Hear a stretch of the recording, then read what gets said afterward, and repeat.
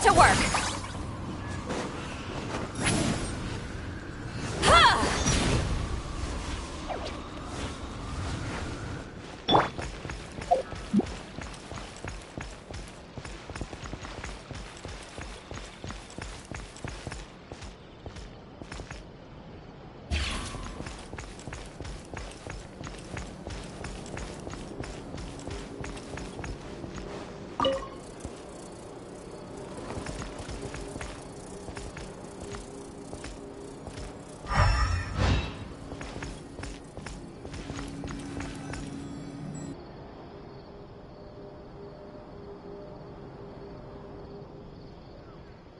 See? Told you they'd be here. Xavier! Oh, and Shiori and Farina too! Ah, Hydro Archon above! If it isn't my darling camera operator and clapper loader! A very happy Fontanalia festival to you as well! I'm guessing you came back to celebrate with us? Yep. And help out too!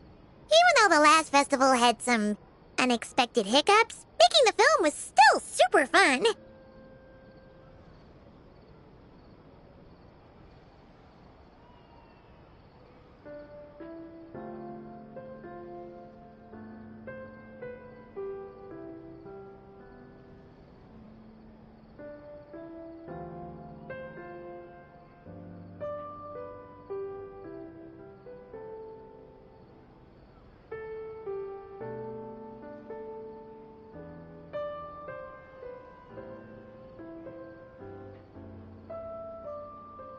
Since you're all here together like this, you must be planning on entering the competition, right?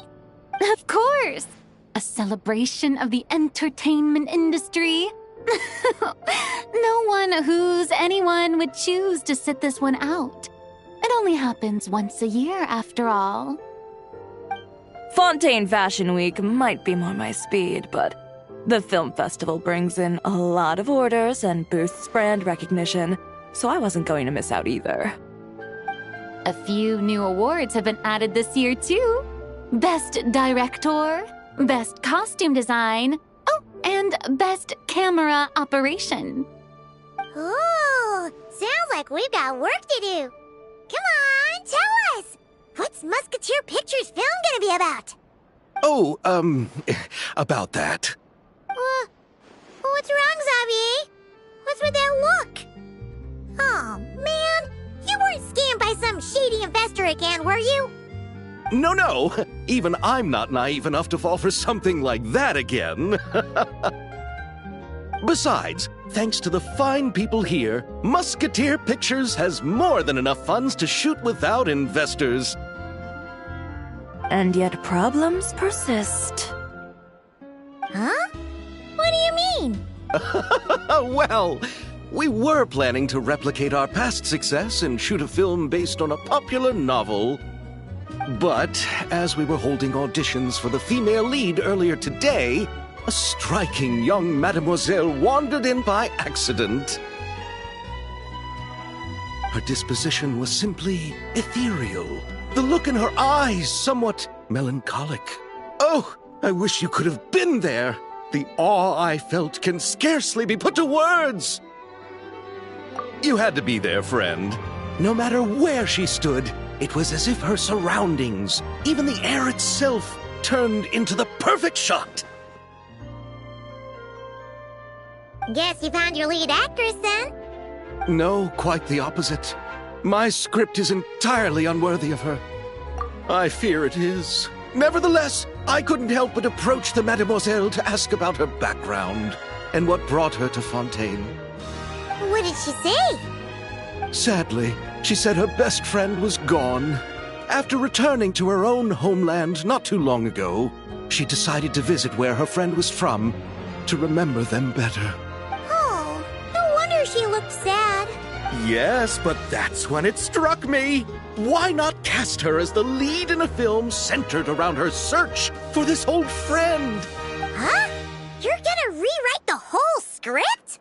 But is there even enough time? Isn't the prep work super complicated? We might not finish. Think think about the difficulties we faced with the Two Musketeers. We had to start from scratch back then, too. I'd say we're ahead of the game this time. Guess so, but... Don't worry, Paimon. Chiori and I have evaluated the proposal, and we support Xavier's decision. Oh, I won't really need to start on the costumes until the cast is finalized, so it's not too much extra work for me. Oh, fair mademoiselles. How can I ever thank you?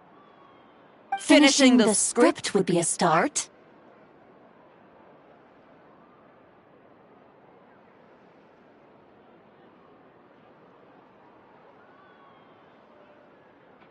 You know, compared to a commercial popcorn flick, I do prefer the idea of shooting a more artistic film. One that leaves a profound and lingering impact in the hearts of the audience.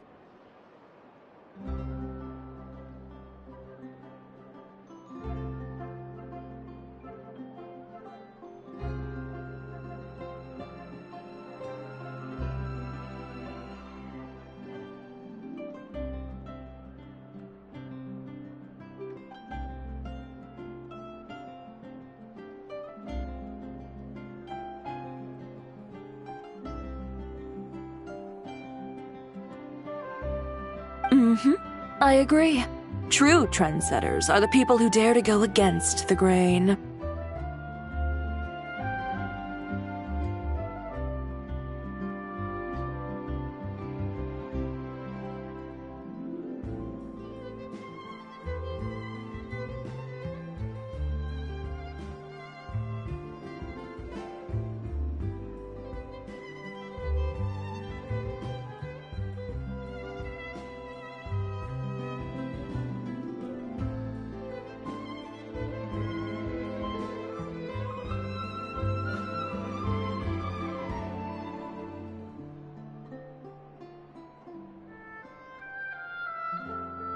Wow! Leave it to Director Farina to have a vision. Honestly, though, the artistic passion of everyone at Musketeer Pictures is inspiring. Anyway, now that we've heard so much about this lead actress, Paimon's gotta know who it is!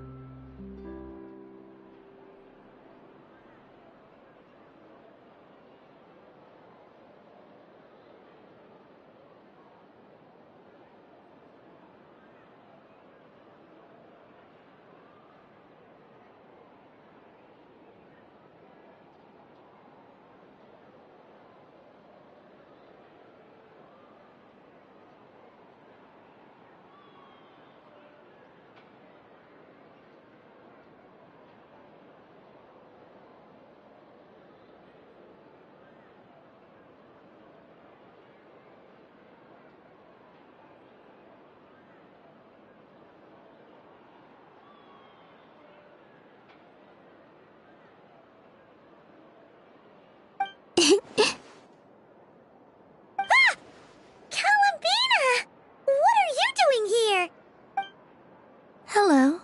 I was just walking past when I heard you talking about me, so I came over. Huh? You know Miss Columbina? Of course! Wait a second. Does this mean Columbina is the actress who inspired the whole rewrite? Yeah. Wait, so did you make the trip by yourself, Columbina? Yes. I mentioned how I wanted to visit other nations once things settled down in Notcry, remember? So I went to the curatorium to ask Never for advice. She told me about the film festival in Fontaine and said it might be fun to visit. I spoke to Lauma before I left too, and she thought it was a great idea to get out for a bit. It's just, I received quite different travel advice from the two of them. Oh? How so? Well, Lauma told me to go out and experience new things and make new friends. What a wonderful suggestion. That's how a trip should be. What about Nefer? She said, don't trust anyone and don't talk to strangers. Yep, that sounds like her. I can understand that too. It shows this Nefer cares about you a great deal, Miss Columbina. Yes. So I plan on combining their advice. All I need to do is turn strangers into friends, and then I can talk to them. Huh. That kinda makes sense. But also... not. Hey, Chiori. Oh, look who's back. Happy Fontanalia Festival, you two. Oh, looks like we have a superstar in our midst. How about an autograph, Big Shot? Ha, very funny.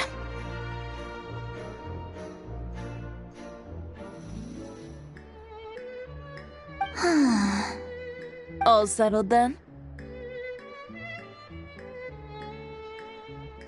Yep, the Duke gave his blessing, and I cleared it with the Udex.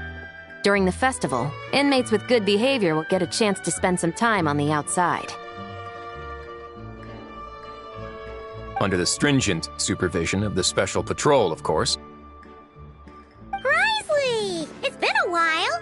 Happy Fontanalia Festival! Does that mean Veronique and her brother will be at the festival? During a specific window of time, sure. Doesn't hurt to give the inmates something to look forward to. A little sun'll do them some good, I think. This is a friend from your travels, I'm guessing. I thought I heard something along those lines. Right! We should make some introductions, huh? Chevros, Risley, this is Columbina, a friend we met in Notcry.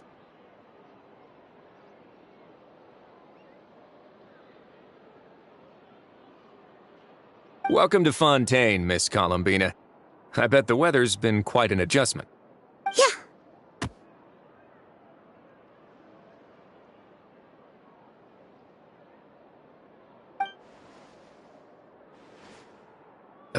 And not the good kind, I take it.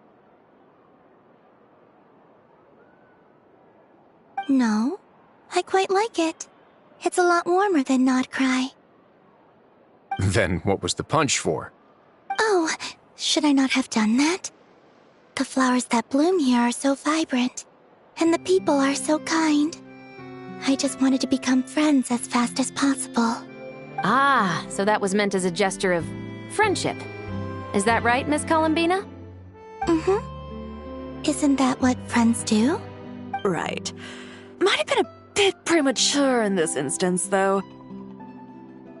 Your friend here is quite the character.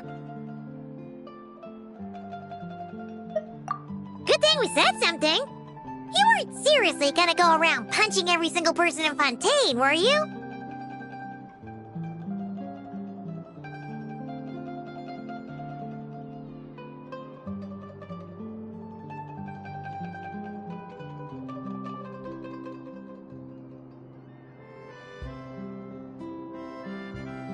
No, just the ones I wanted to be friends with. That's not... what Paimon's trying to say is, maybe keep the punches to a minimum until after you're friends with someone. If you say so. You're quite the character, Miss Columbina. So, are we friends? Of course. Any friend of the Traveler is a friend of mine. Yeah. Oof. Oof.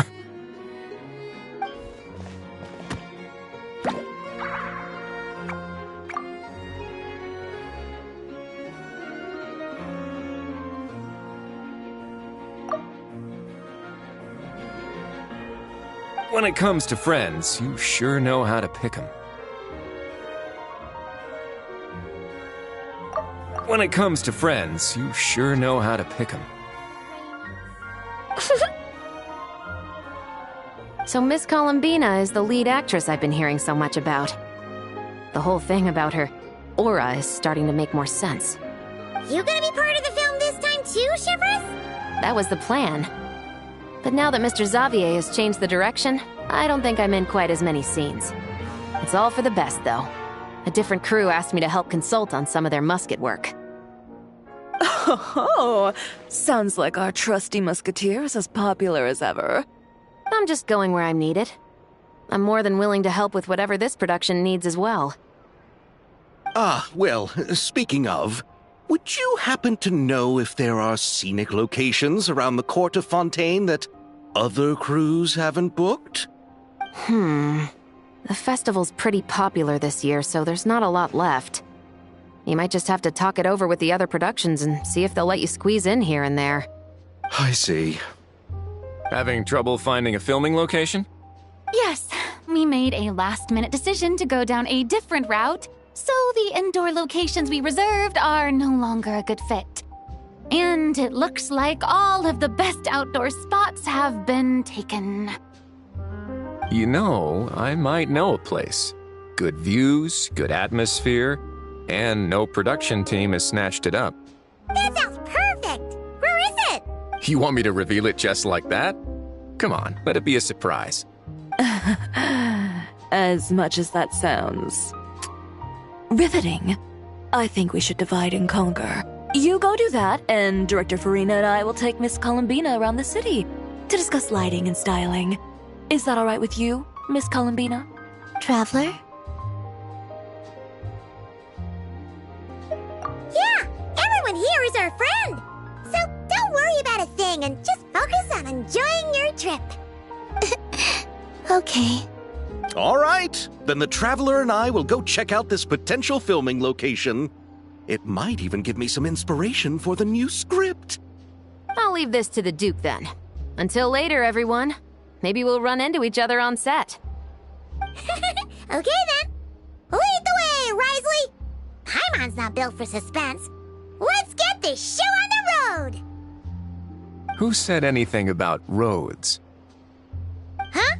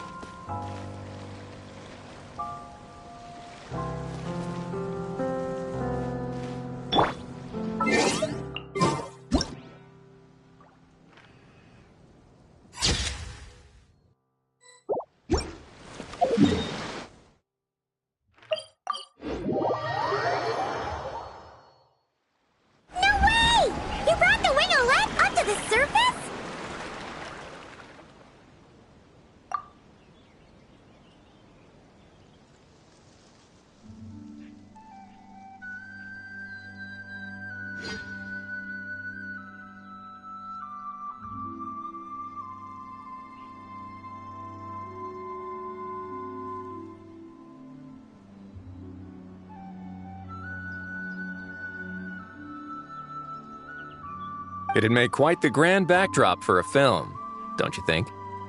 Paimon's more focused on the fact that this thing is supposed to be underwater, inside the fortress of Mirapede.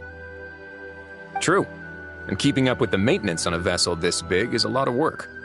It takes a crazy amount of manpower just to keep it up and running. Oh, Paimon kinda thought it just sat there until you needed it. I wish it were that simple. The truth is, the maintenance costs on this thing are substantial. So we decided to rent it out during the festival to earn some extra mora. Besides, the inmates are the ones who keep it in good shape. Seeing the fruits of their labor put to use is a good form of social rehabilitation for them. Huh. You've really thought this through. What you think, Xavier? Is this a good place to shoot? Ah, I've got it! Good messieurs and mesdemoiselles, I've got it! Gonna take that as a yes. The beginning is the hardest part, and the opening of this film has been eluding me, but now I know just how it should start. Glad to hear it. Thanks for bringing us here, Risley. Don't thank me just yet. This isn't quite a done deal. Huh? Not a done deal as in someone already rented it out? You said no other production teams had snatched it up! This person isn't affiliated with a production team. The rental fee was high enough to scare off plenty of other film crews, but she didn't blink. Made quite the generous offer, and didn't even attempt to haggle. Do you know what she plans to use it for? I'd like to at least have a rough idea before going in to negotiate. I didn't ask for the details, but I did see what looked like a fishing permit and a business license on her desk. My guess is she's planning on using it for some kind of restaurant or aquarium. A floating restaurant is sure to attract people, but an aquarium sounds cool too.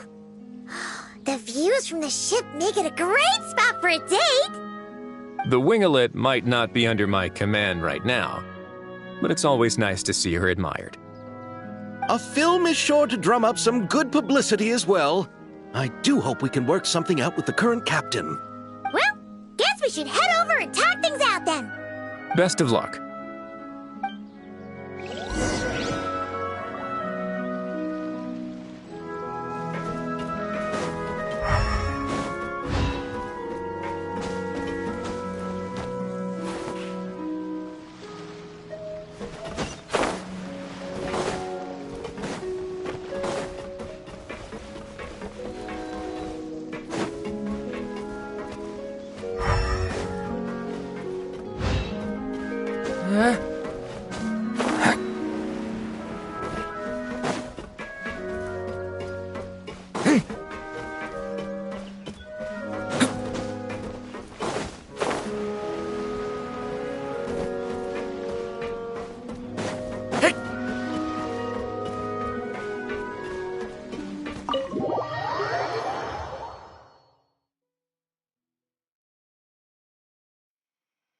Wow!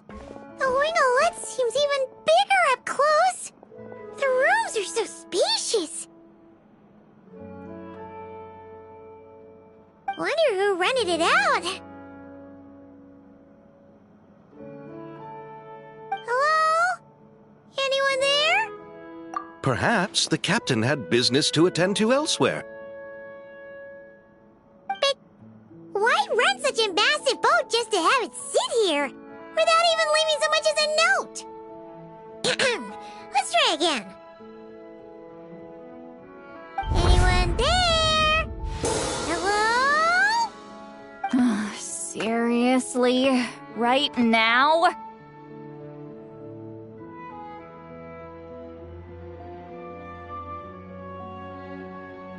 What is it gonna take to get some decent sleep around here? Is a nap too much to ask for? Sorry, the aquarium's closed for the... Huh?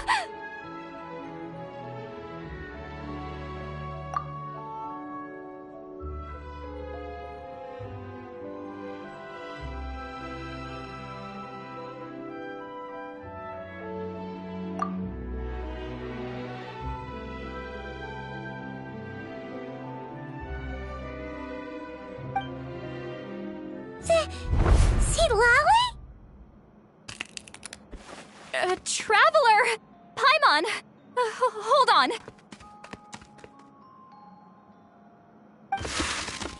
Oh, this is just great! How am I gonna go out dressed like this? What happened to my regular clothes?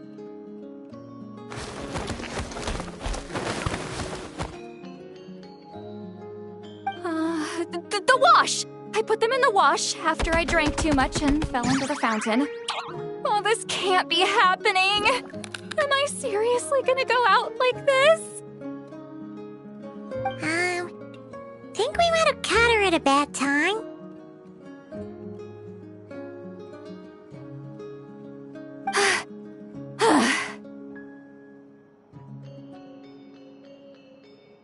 Sweet Lolly!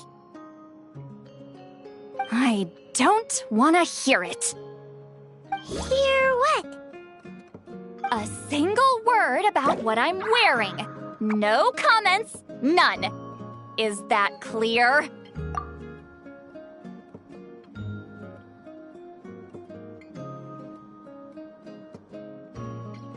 Oh, yep, Crystal.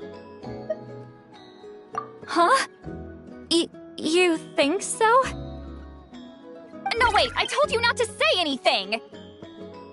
What was... Oh, his thoughts. I heard his thoughts. How could I forget about that? Oh, this is so embarrassing. I seemed a little too pleased to get that compliment, didn't I?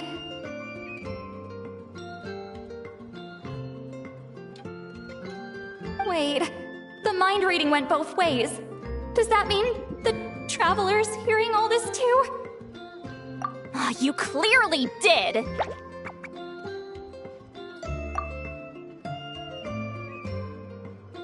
Huh? What did we do? Paimon's not following. Nothing. It's nothing. Let's just move on. Did you need something?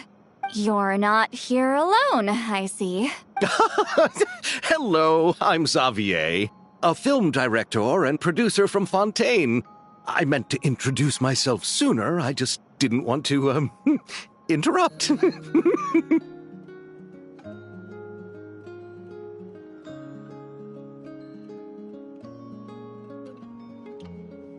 No wonder we ran into each other in Fontaine of all places. You must also be in town for the festival, then. That's right. We're helping Xavier with his film. In fact, we were hoping to shoot some scenes on this boat. You're the one who rented it out, right, Sweet Lolly? Me? Rent a boat? I wish I had that kind of spare cash floating around. Not to mention the spare time. Don't get the wrong idea, though. I'm not here to sail off into the sunset and live out some cushy retirement life, okay? I'm not that old.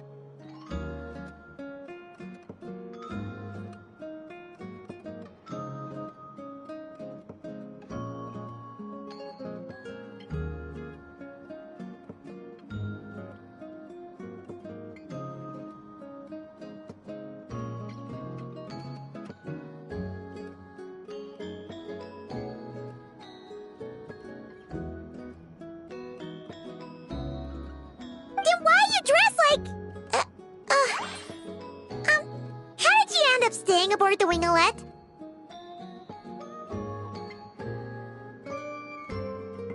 Well, I heard one of my favorite light novels was getting turned into a film, so I came to Fontaine to catch the premiere. Originally, I booked a room near the Opera Epicles, but I'm quite particular about where I sleep these days. I think it's an age thing. And that bed? Oh, I just couldn't sleep in it. I tried to find a different hotel, but with the festival, everything was completely booked.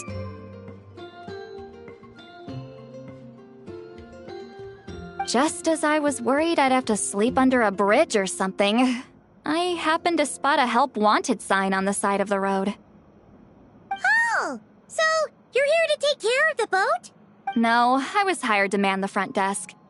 The pay is a bit low, but food and drinks are covered. And it includes room and board during the festival. Plus, the job is simple. So I thought I'd give it a shot.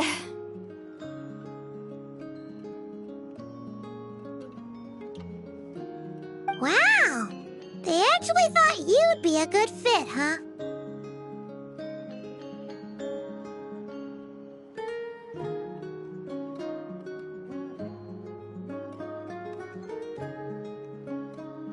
What?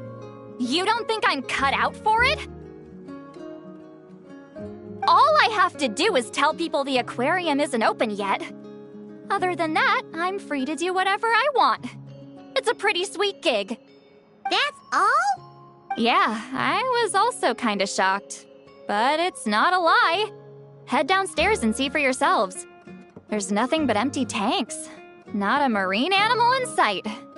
Did your boss mention anything about being open to film crews using this space? Our production was hoping to film on the deck for a few scenes. No. That never came up. You could just ask her. Oh, she's around? What kind of person is she? We should know what we're heading into. She's nice enough, I suppose. Pretty reasonable, too. Even offered for me to move to a bigger cabin if I was too cramped. Back at the Masters of the Night Wind, I'm used to being the one giving orders. But working under her doesn't feel like being bossed around. She seems to respect what I think. Wow, she sounds like a great boss. She did tell me she'd rather not be disturbed, though. She's been working on an important project, so I'd keep it brief. Got it. Thanks for the heads up. All right, the captain's quarters are this way. I can take... Wait. But I'm wearing... whatever. I doubt she'll care. Just follow me.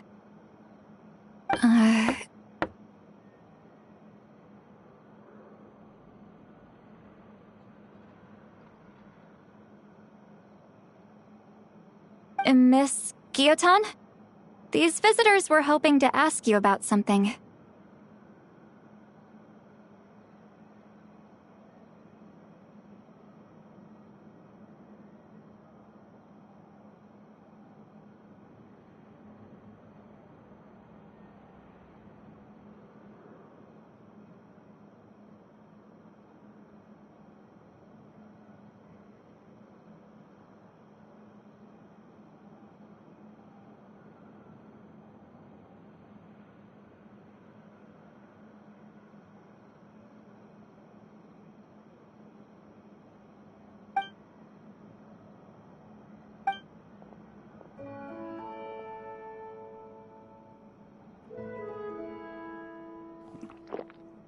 I thought I said to limit the interruptions.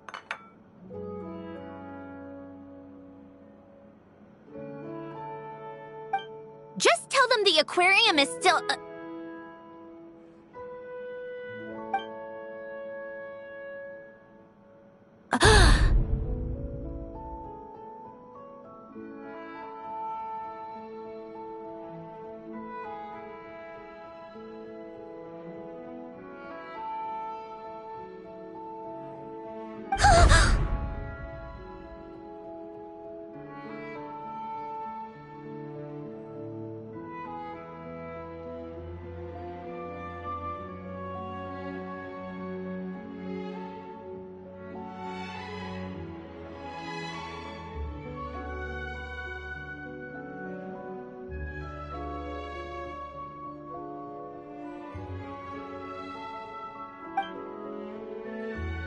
Sandrone?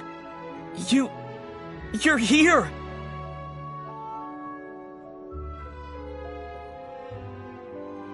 Huh? You know each other?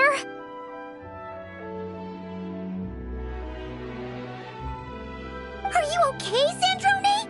Do you still remember us? Everyone was so upset after what happened.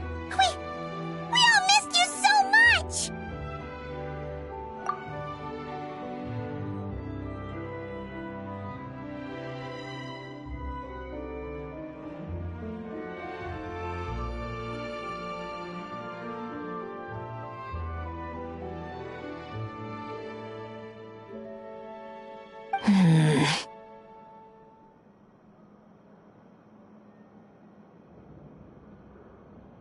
Sweet Lolly, why don't you escort this gentleman to the reception area for a cup of tea? I have something to discuss with these two in private. Ah, I see. Right this way, Mr. Xavier.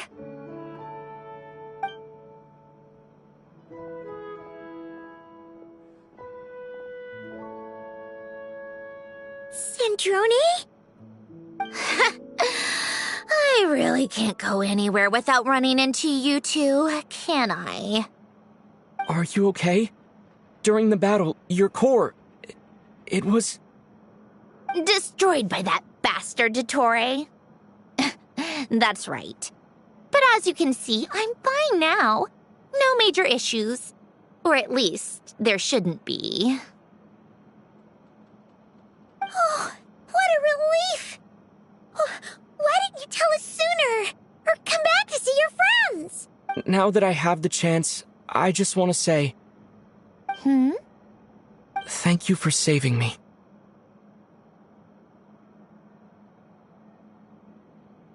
Huh? Don't get the wrong idea. I only saved you so we could complete that formula and defeat Dottore once and for all. Even if he did crawl back from the grave to make us all miserable again. That doesn't matter. You're still a hero. All right. But it wasn't just me. All I did was lend my brilliant mind to the cause and take care of one part of the plan. Although, I'm not denying it would have fallen apart without me. You got that right. You're amazing. But how did you go from From a lifeless pile of scrap to looking like this? Well, my mom was trying to put it a bit more gently, but yeah. Where do I even start?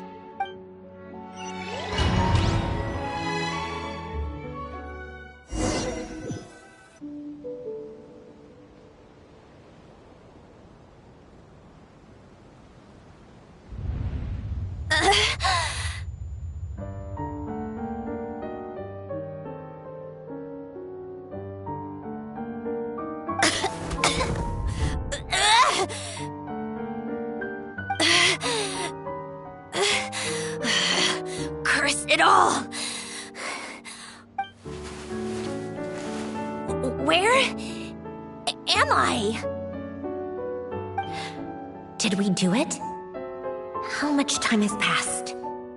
I'm not in one of that lunatic's experimental labs, am I?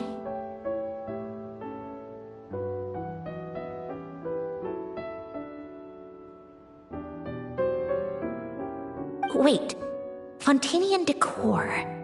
Books from the Research Institute. Phew. One thing at a time. Initiate self-diagnostics.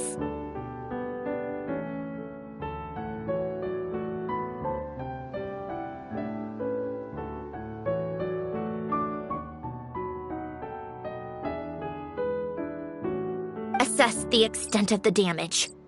Cut power to compromised, non-essential components. Then reconstruct available action modules. Severe damage to the core. Dottore, you bastard. Polonia?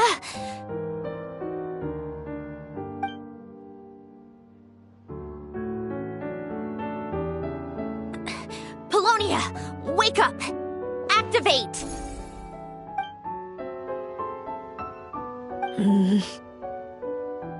You're in even worse shape than me. Internal gears and energy circuits are barely intact. Extreme damage to the core, just like me. Rebooting is off the table.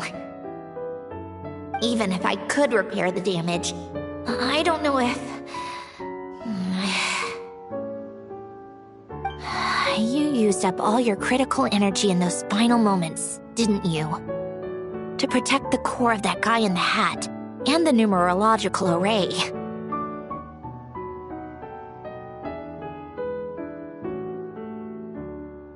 Wait, the array. Yes! The prototype is still here. But can I even run it in this state? Whatever. I have to try. I just need to confirm one thing. Activate the numerological array. Connect the computing core to my body. Just like I thought. It needs too much computing power.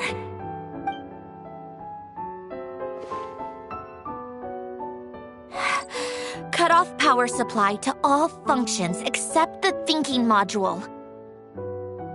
Please. I just need to ask one question.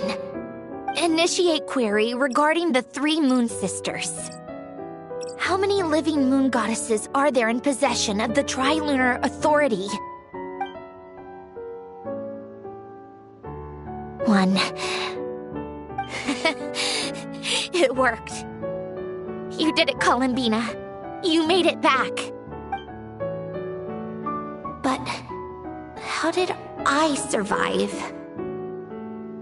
The self-diagnostics showed damage severe enough to shut me down for good. What triggered the reboot? A built-in message? Only visible after a core reboot. The final gift.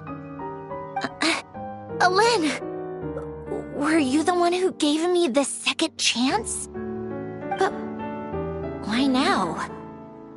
What activated it? What is that? A vision? Wait, no. It's a stellar linchpin?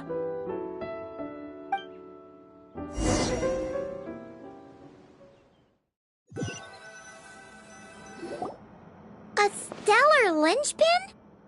What's that? You can think of it as a rare kind of vision. As for what causes one to manifest, well, that's still unknown.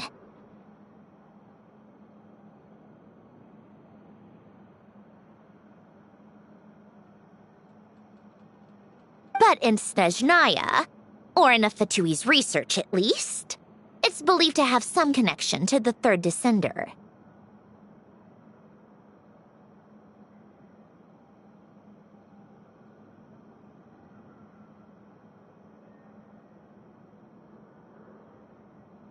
The third descender?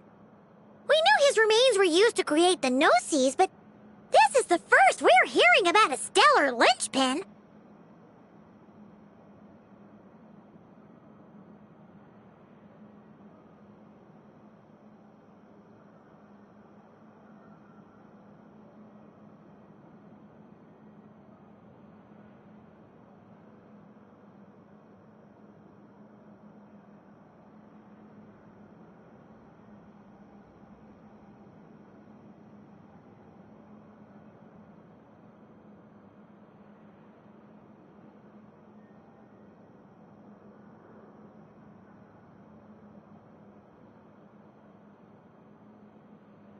You knew about the remains?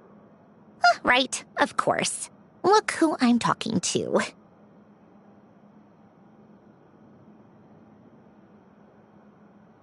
Yes, the Heavenly Principles used the remains of the third descender to create the 7 Gnosis as a means to consolidate the Archon system.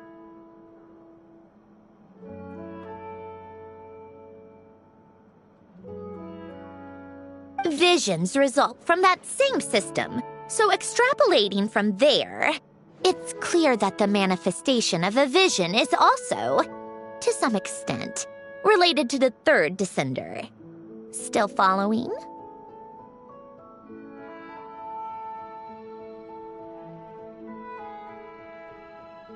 For those that wield them, visions serve as a means to channel elemental power. The same is true of stellar linchpins. The difference is that, when wielding elemental energy, stellar linchpin users often exhibit a unique kind of power that seems to come from beyond to that.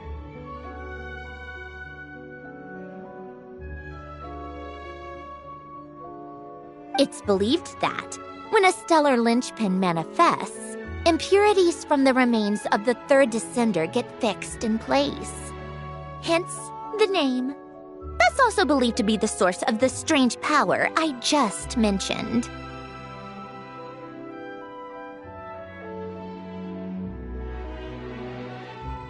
We've heard that visions can appear when someone has a really strong wish or desire. Stellar linchpins sound kind of similar, so does that mean... Huh? Oh, don't look at me like that. I've never had any grand wishes or aspirations. Just a list of things that drive me up the wall. So if you're asking why this thing appeared, I have no clue. All I know is that without it, the gift Elen left me, this built-in second chance, never would have triggered. The damage to my core was too severe. But thanks to the stellar linchpin's manifestation, it did trigger. And after my core rebooted, I was able to repair the damage to my body. I also managed to import the numerological array, along with some of Polonia's surviving algorithms, into this form. Wait, does that mean Polonia is... Yes. Unfortunately, Polonia is... beyond repair. Oh, we're so sorry to hear that. But you also mentioned something about a final gift? Yes. Elen often spoke to me about wishes and desires when he was alive. I suppose he thought there might come a day when I wished for something, and was willing to sacrifice my own life to fulfill it. So he left me a chance to start over. No, never. Elen once said I was his proudest masterpiece. That might sound boastful coming from me, but it's also an undeniable fact. After Elen died, I started studying how Polonia and I worked. Polonia is essentially a computational machine, so it wasn't difficult to figure out the mechanical principles there. But when it came to my own structure, that's when Elen, the Lord Artificer's true greatness, struck me once again. I attempted to imitate it when I created Catherine, but in the end, she turned out to be nothing more than a superficial replica. What? But his creation skill, Catherine, is super impressive. We were shocked when we first found out she was a puppet. No, she's nothing compared to what Elen was able to create. Some of the mechanical principles of my own core are still a complete mystery to me. Keeping that gift hidden wasn't even a challenge for him. Just a shame I had to waste it on fighting Dottore. I just couldn't stand the thought of him coming out on top. If you put it that way, the world owes me a whole lot then, doesn't it? Wait, but all this still doesn't explain what you're doing here. Risley said you rented the ship and even had some kind of fishing permit? That's because I'm trying to go back to the place Elen and I lived when he was alive. My former home, I suppose you could say. The second chance wasn't the only part of the gift. According to the message, Elen left me a few other things that are stored in the house we shared together.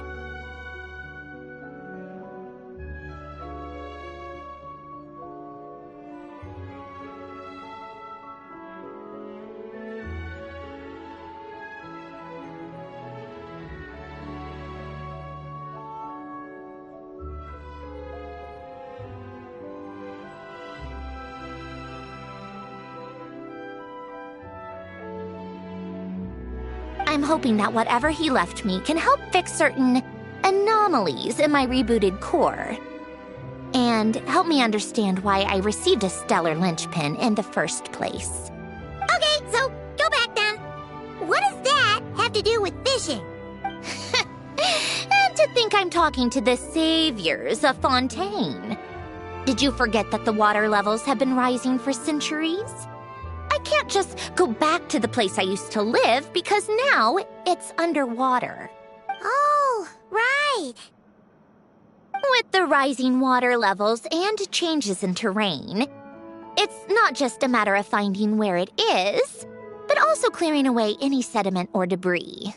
But Fontaine law prohibits unauthorized individuals and organizations from excavating underwater ruins. Amelazine caught me the minute I even made an attempt. Why not apply for authorization then? And face the endless slog of Fontainian bureaucracy. No thanks.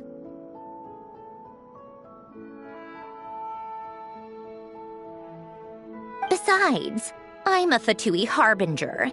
The diplomatic implications alone would be enough to give the gestionnaires at the Palais Mermonia a headache. A fishing permit, on the other hand, isn't difficult to obtain at all. Minimal paperwork required, and under the name Guillotin, the application was a cinch.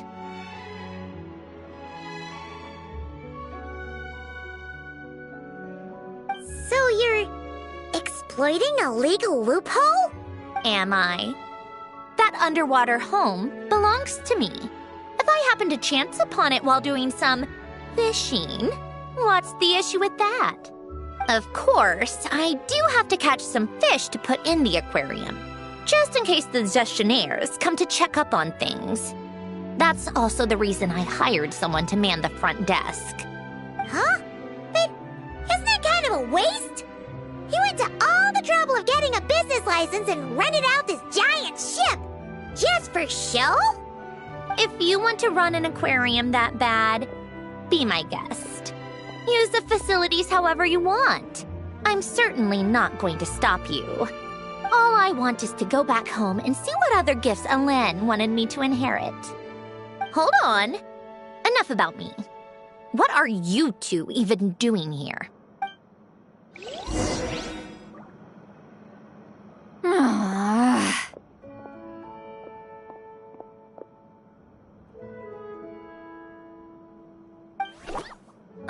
Seriously? They've been in there forever.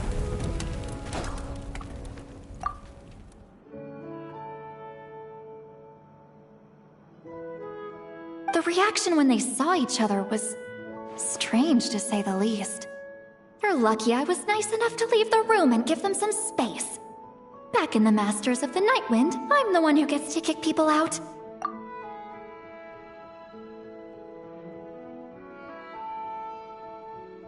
I just want to know what they're talking about. Should I cast a little eavesdropping spell? Oh, no, what am I thinking? I'm Granny Eastley, the great shaman of the Masters of the Nightwind. I can't do something like that.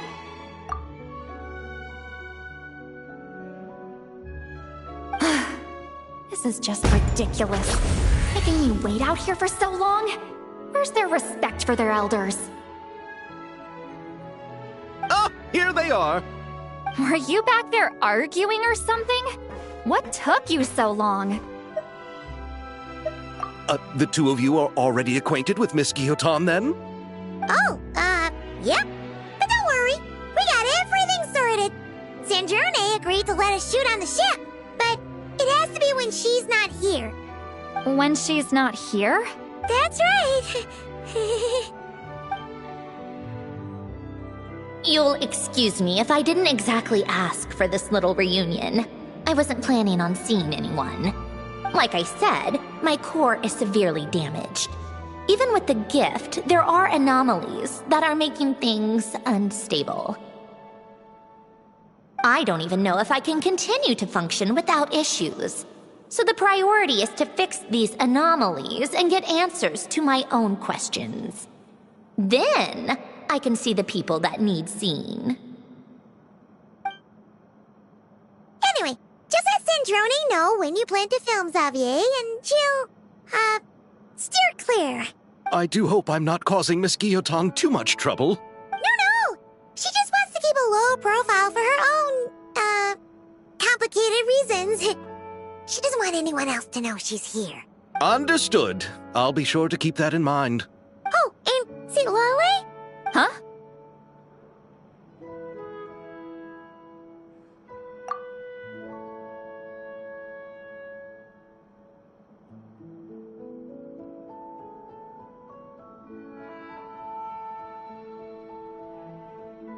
You mean Miss Gyotan? What does she want? Oh, please don't let it be about the pajamas. What? The 7th of the Fatui Harbingers? Why are you telling me all this? I asked the Traveler about you, and I've decided it's best to be open in this instance.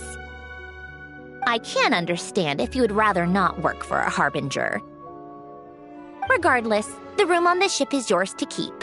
You're an acquaintance of the Traveler, and I plan to honor that. Wait, she's actually nice? It's not a problem. The captain also worked for the Fatui, and he helped Natlan a great deal. We know that there are good people among your ranks.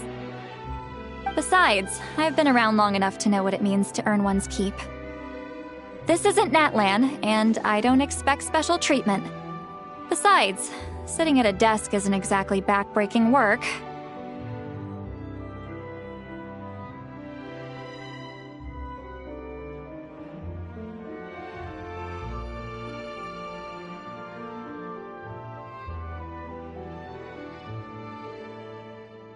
I appreciate that perspective, great shaman.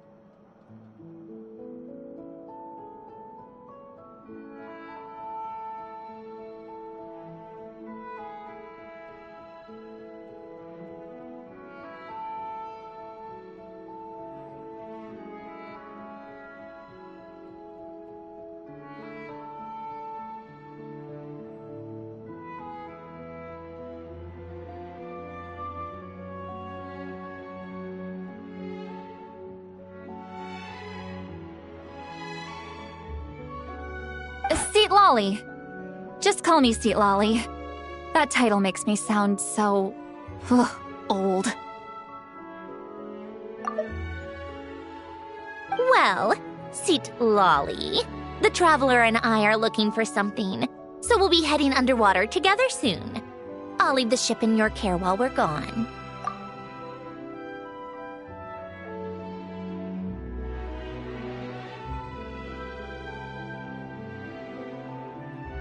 Together? How often? Not too often. We're heading out in a bit, but I'll be available if you need something. You couldn't, go alone? I wanted to, but he was concerned about my physical well-being. So he offered to come with. Guess my mental well-being means nothing then. Huh?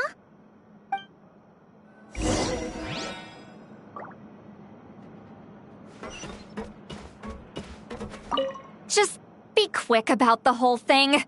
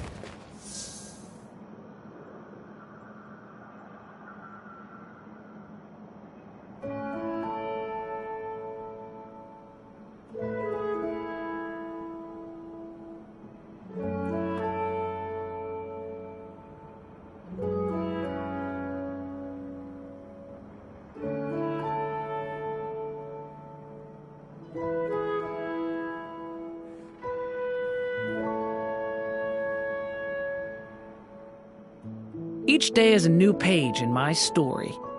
I want to savor every scene, every footnote, before I turn to the next one.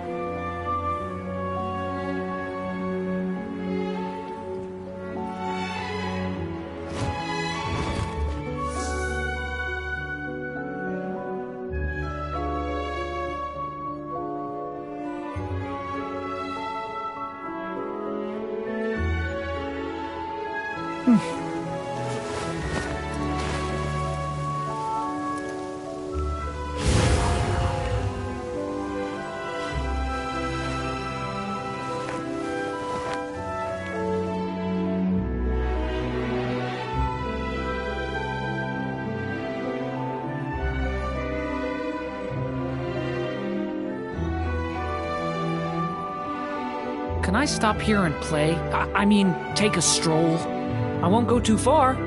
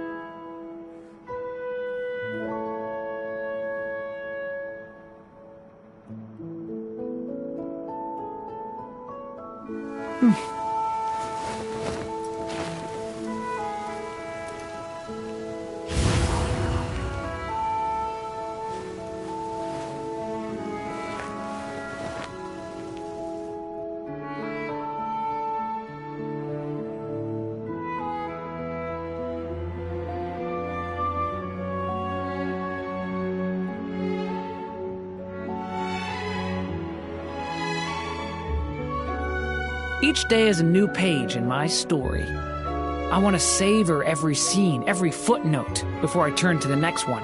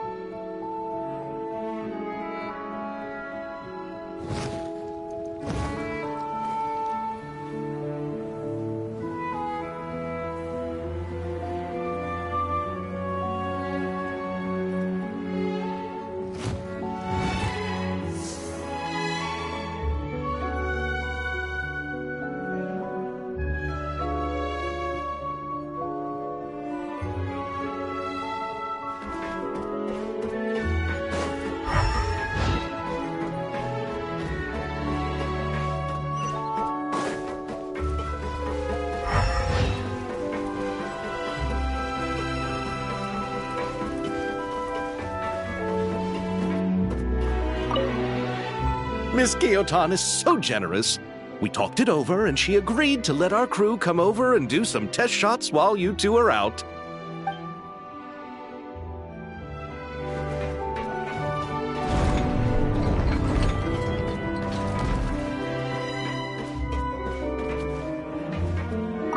All right. Our first stop is the Beryl region. After Alain left the Fontaine Research Institute, he lived in seclusion somewhere around there.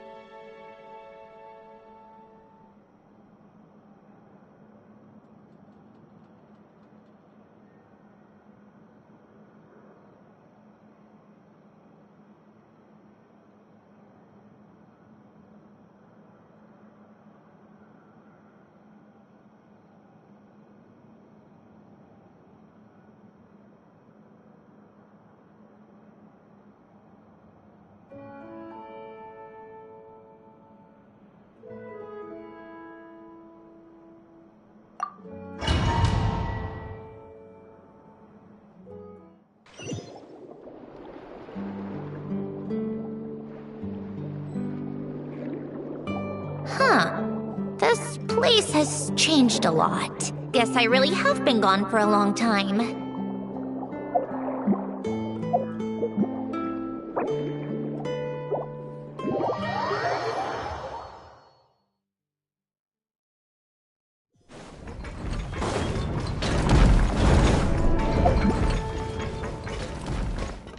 All right.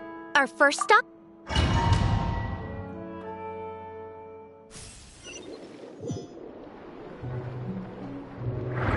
Huh. This place has changed a lot. Guess I really have been gone for a long time. Let's look around and see what we can learn. Oh, and don't forget to catch a few to take back. We need to keep up appearances, remember?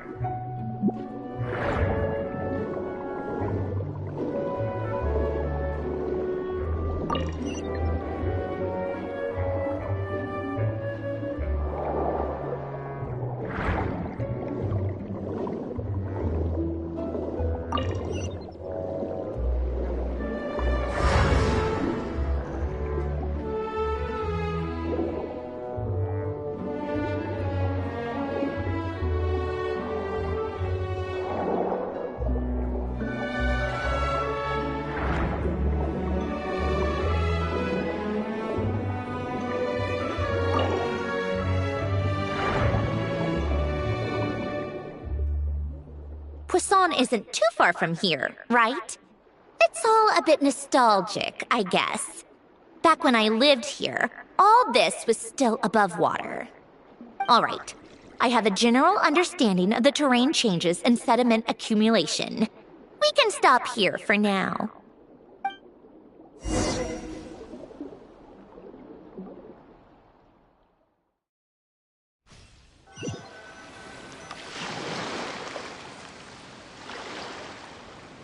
That went smoother than expected. I appreciate the help. No problem. You doing okay though, Syndrome? Seeing your home look nothing like you remember, that can't be easy. I'm fine. Times change. People change. That's the one thing you can actually count on. I made peace with that a long time ago.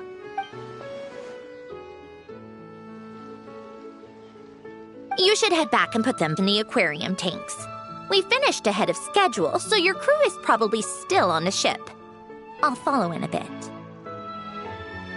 Right. Xavier said he was gonna test out a couple of shots. I'm sure. I want to take another look around on my own. Okay then. Want us to let you know when the filming is done? No need. Columbina relies on Kuvaki to perceive her surroundings. In Nodcry, her senses are heightened because Kuvaki is everywhere. But here, as long as she doesn't activate her abilities, her range of perception should be equivalent to an average person's line of sight. I figured that out back in Snezhnaya. That's oddly specific. I have hiding from her down to a science. So, what? Things might be a bit different now that she's merged with the Moon Sisters. but I doubt there's been a drastic change. The point is, you two can head back. Don't worry about me. Okay, if you say so. Come find us on the ship if you need anything.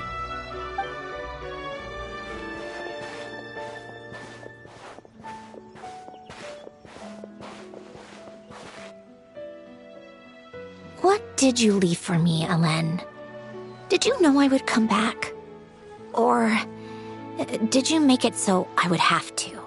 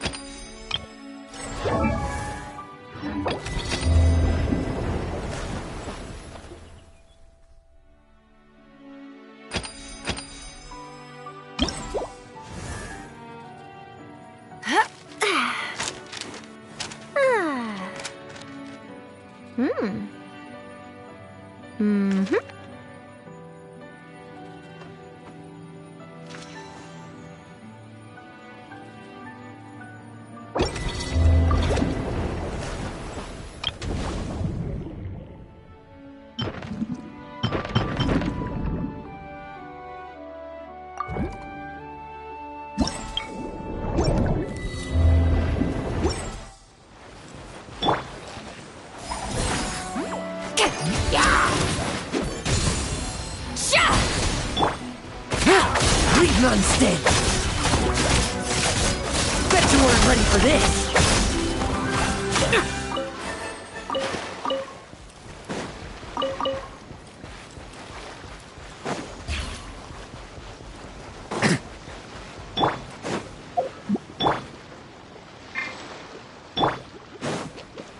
Stay back! Fulfill our pact! Get to work! You two! Time to end them! Now's our chance!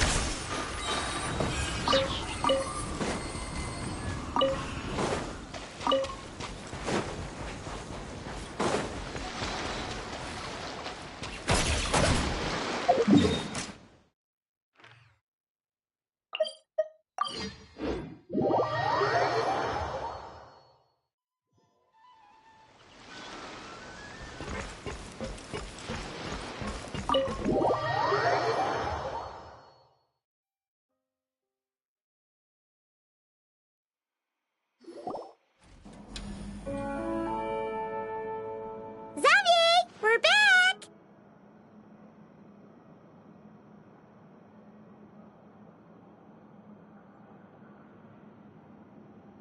Shh! Quiet on set! They're filming over there. Oops! Sorry!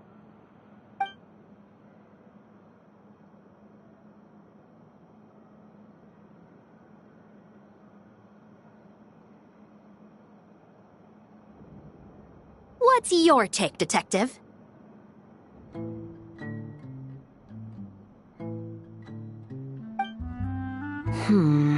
Bullet wound to the chest, gunpowder residue on the clothes. The victim must have been shot at close range. You think it was someone they knew? Yes. It's possible the suspect arranged for them to meet at this very spot. A reasonable deduction. But you're overlooking a crucial clue. What? The victim's pocket watch is missing.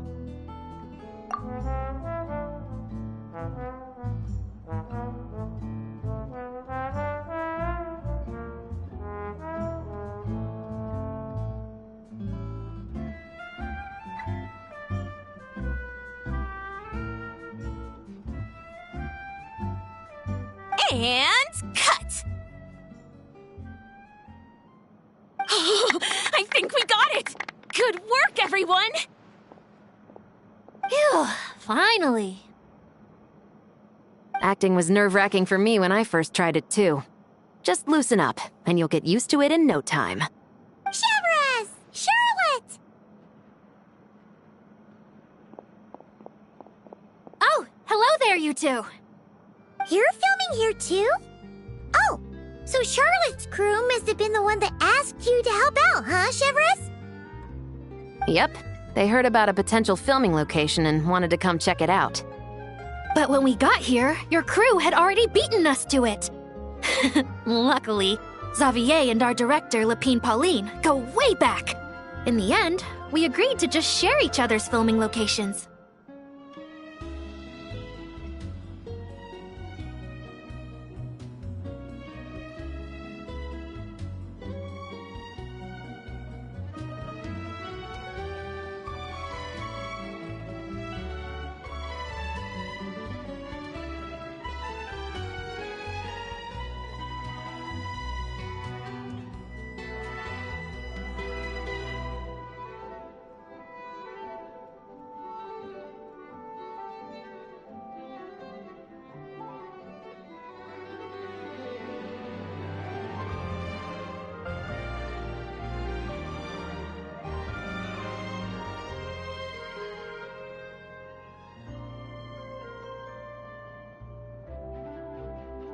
Considering all the last-minute changes, that's just what Musketeer Pictures needed.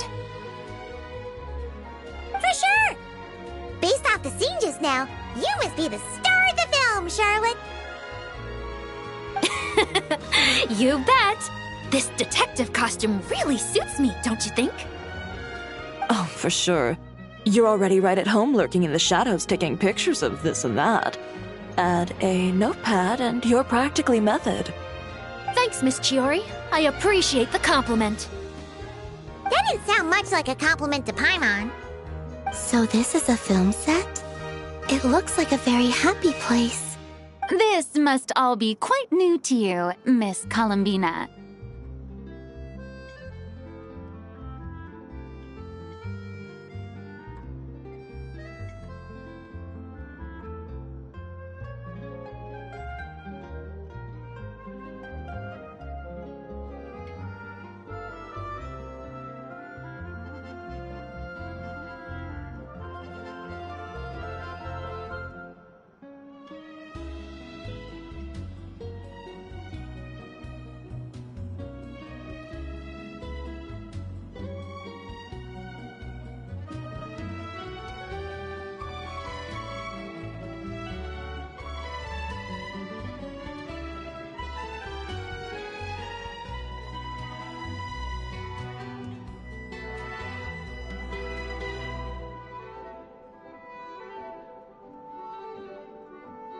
Yes. I watched a few films with a friend once, but she thought there was no point if I wouldn't open my eyes. So she stopped inviting me. Looks like I missed out on a lot. True, but being an actor seems like a tough job. Huh? Most people would swap lives with an actor in a heartbeat. The lifestyle is so glamorous, and the pay is more than generous.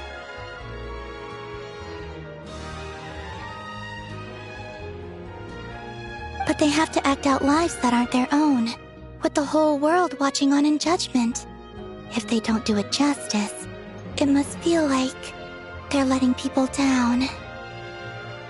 That's exactly how it feels. This young lady has quite the unique perspective.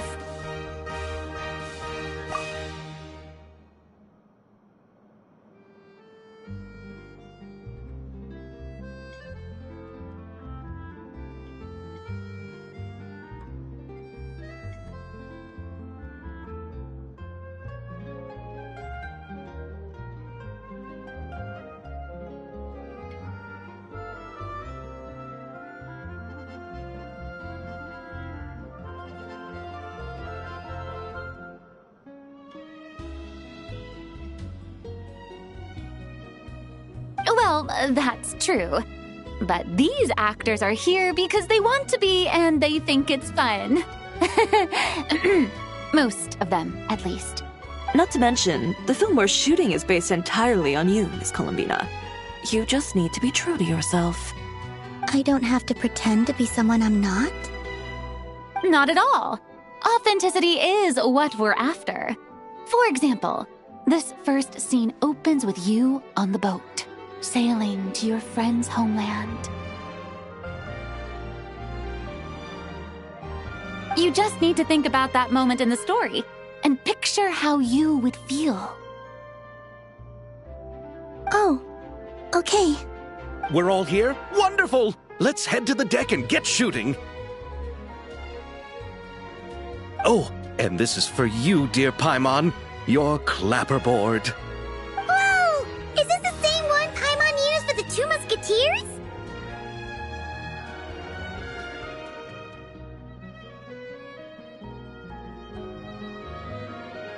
The very same. I saved it just for you.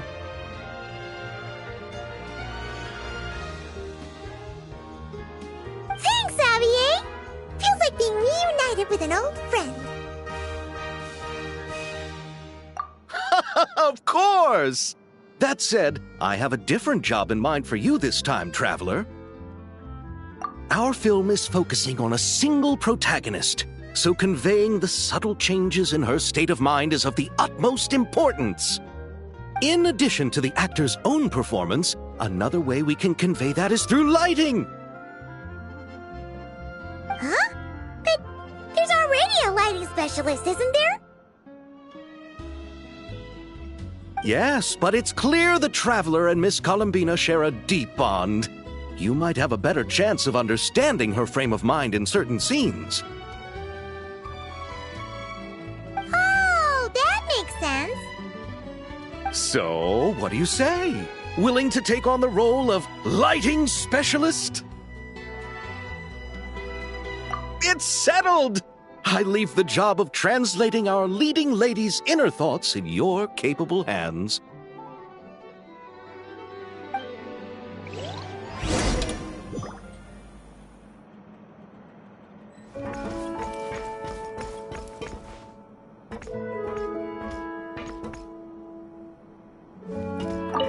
I want to ask for an autograph so bad. But I can't do it dressed like this. The cast of Great Detective Herlock.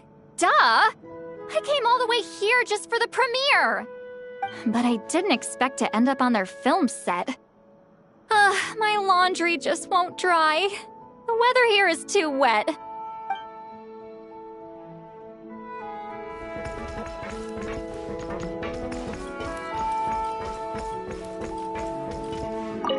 Oh, I didn't expect to run into you two on set. Happy Fontanalia Festival! Nice acting back there, Charlotte! Thanks! I'm, usually the one behind the camera, so it's actually pretty nerve-wracking being the center of all that attention. But I've known Miss Lapine Pauline for quite some time, so we work really well together. Miss Lapine Pauline prefers to assign roles based on our own personalities. She'll even adjust the script to make it a better fit. The scene from earlier was just me and Chevres, but Navia and Emily are also going to be taking part. Ooh, that's quite the lineup! Your film's leading lady also seems like quite the score. Just on first impressions alone, it's clear she's someone special. Guess we'll just have to wait and see who wins Best Picture and gets to go home with the Farina Award.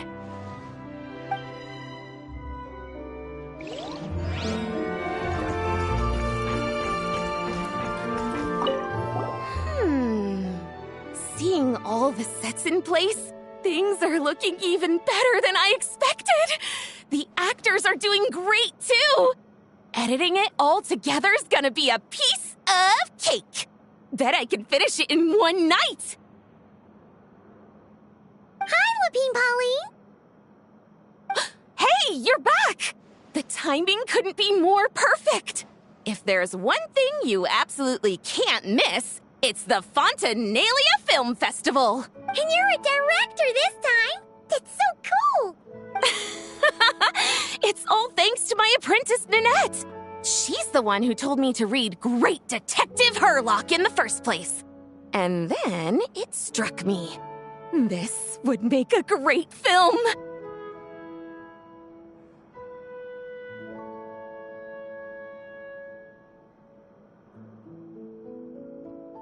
What about your savings, though? You didn't...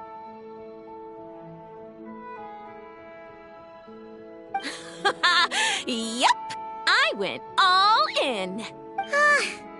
Paimon was worried you'd say that. Oh, relax. It's different this time.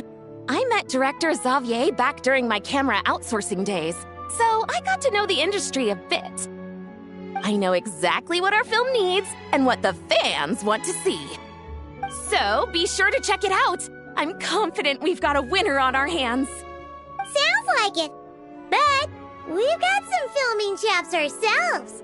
It's definitely still anyone's game. Then may the best film win.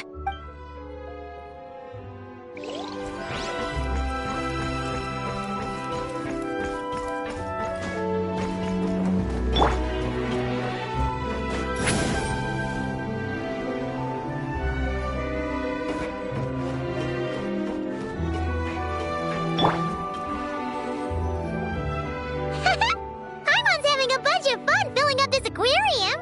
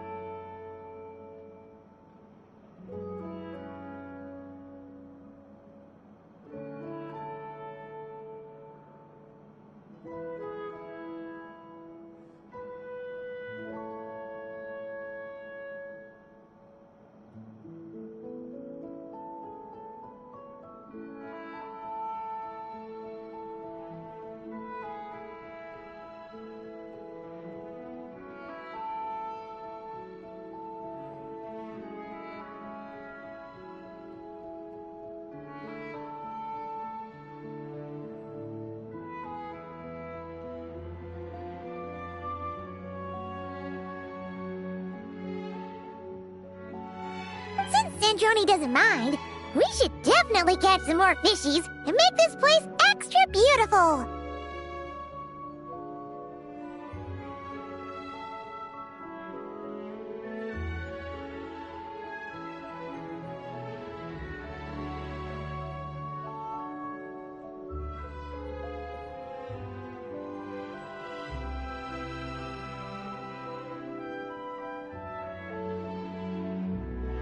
Hey, you two.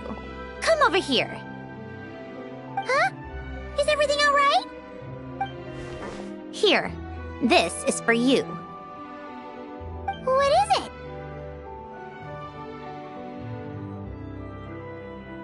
It's an underwater mobility device I've been working on. Huh? Wow! That's so kind of you, Sandrone. It's just a simple mechanical device. I saw the way you were catching fish and... how should I put this? It seemed somewhat... unsophisticated. To be... Was it really that bad? It's just a simple mechanical device. I saw the way you were catching fish and... how should I put this? It seemed somewhat unsophisticated. To be perfectly frank, I found it quite difficult to watch. It was inefficient, unskilled, and completely and utterly inelegant. No need to apologize. Everyone has their own ways of doing things. But seeing as you plan to keep adding to the aquarium, it might be best if you use this device. The waters of Fontaine are home to more than just harmless ornamental fish. There are plenty of predators who could do you some real harm. This device will not only help you fish, it'll also help you flee. All right. Oh, and if you're going for a swim, go now. And don't forget to tell me what you think of the device. I can always make more adjustments if you have any feedback.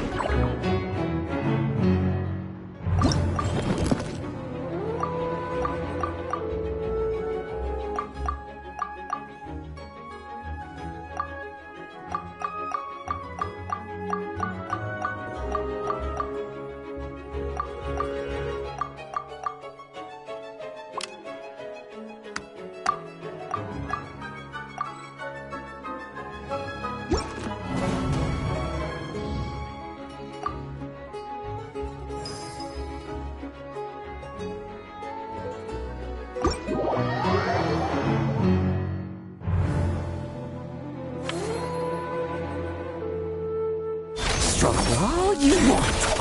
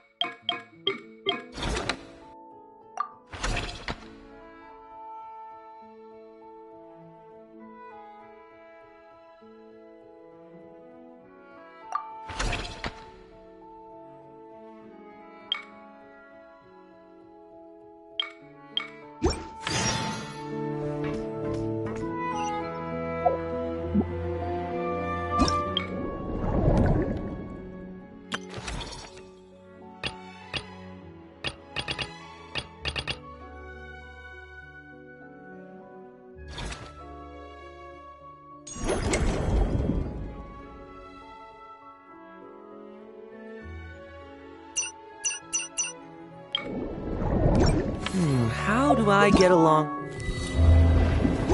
the other night? Well, I'm certain I've left a deep impression. That can only be a good thing, right?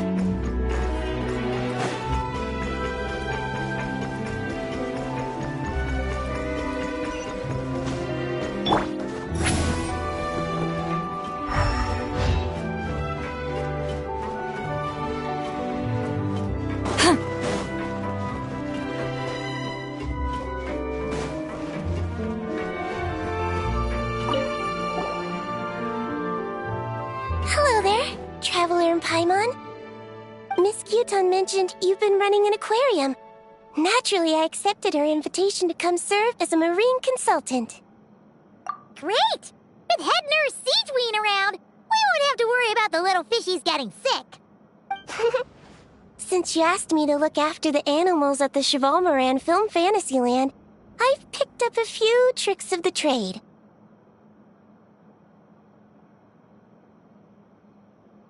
It turns out looking after animals isn't all that different from caring for patients. Well, the well-behaved ones at least. But that's the thing. Not all fish are well-behaved. So on top of looking after the ones you already have, I have a few ideas for inpatient therapy that I'd like to discuss. The word from Officer Ceseth is that certain wild fish have been getting unusually aggressive lately. Apparently, they're attacking other creatures, as well as divers and even small boats. I was wondering if we could invite them to the aquarium for some rest and relaxation. At the very least, it'll keep them from causing any more trouble. Once they're here, I can look for a way to cure their sudden bad temper. That way, we can help the fish and the waters return to normal. And you can add some unique guest performers to your aquarium. What a wonderful idea! All right. I'll give you all the intel I have on where to find those aggressive fish. The rest is up to you.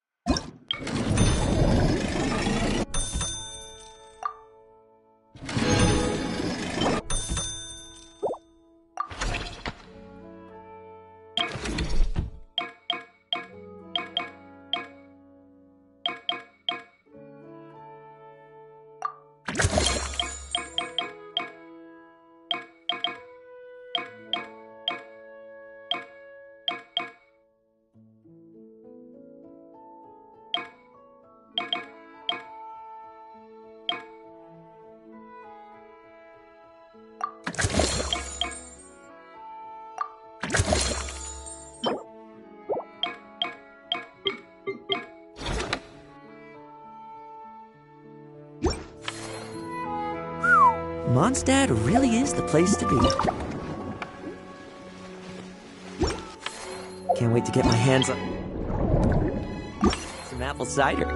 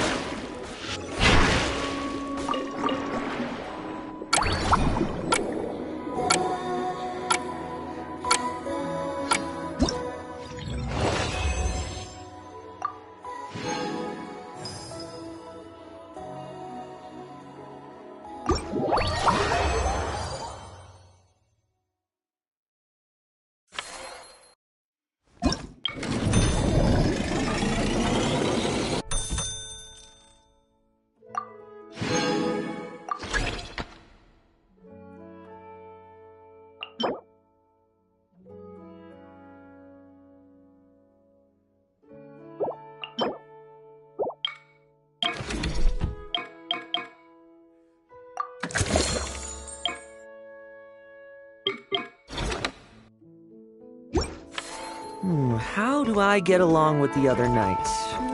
Well, I'm certain I've left a deep impression. That can only be a good thing. Return to the skies!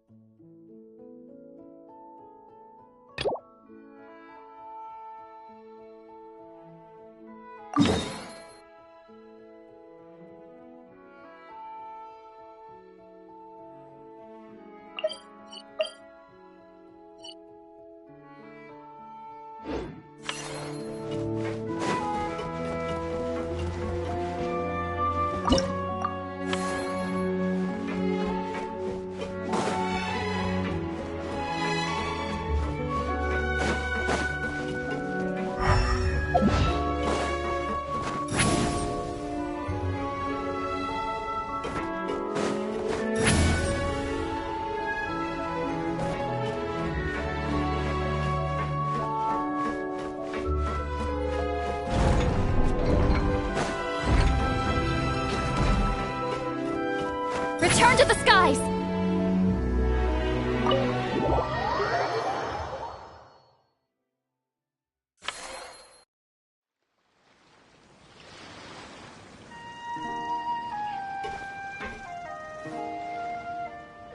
All right, without any further ado, it's time for production on our film, A Homecoming, to officially begin! Turning it over to you once again, Director Farina. All right. Positions, everyone! Camera operator, clapper loader, get set up. Let me know when lighting is good to go.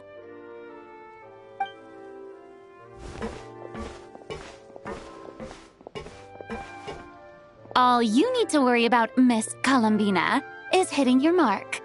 Other than that, just focus on immersing yourself in the emotions of the moment. Okay. Good. Lighting, are we ready?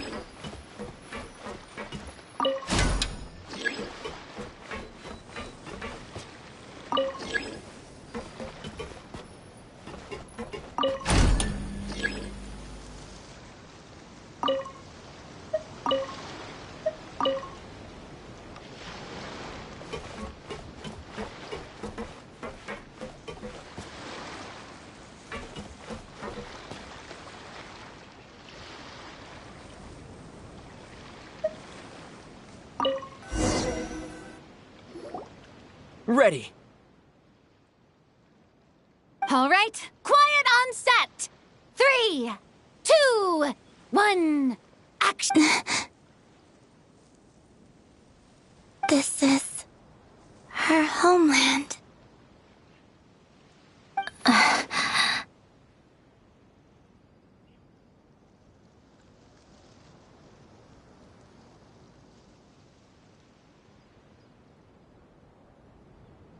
Columbina.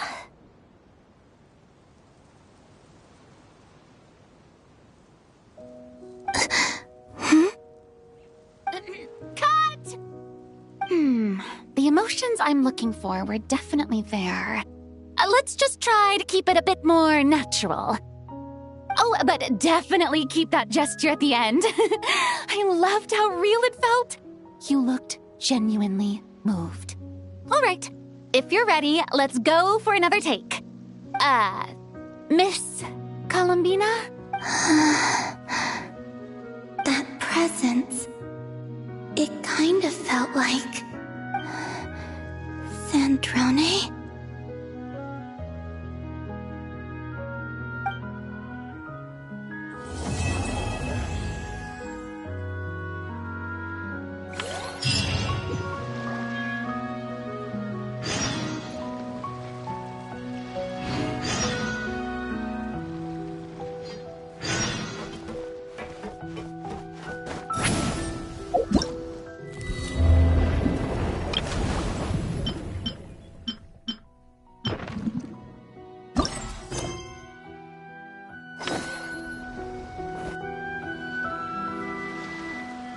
Traveler, Paimon, it's been such a long time. Fremini! Why are you wearing your diving helmet?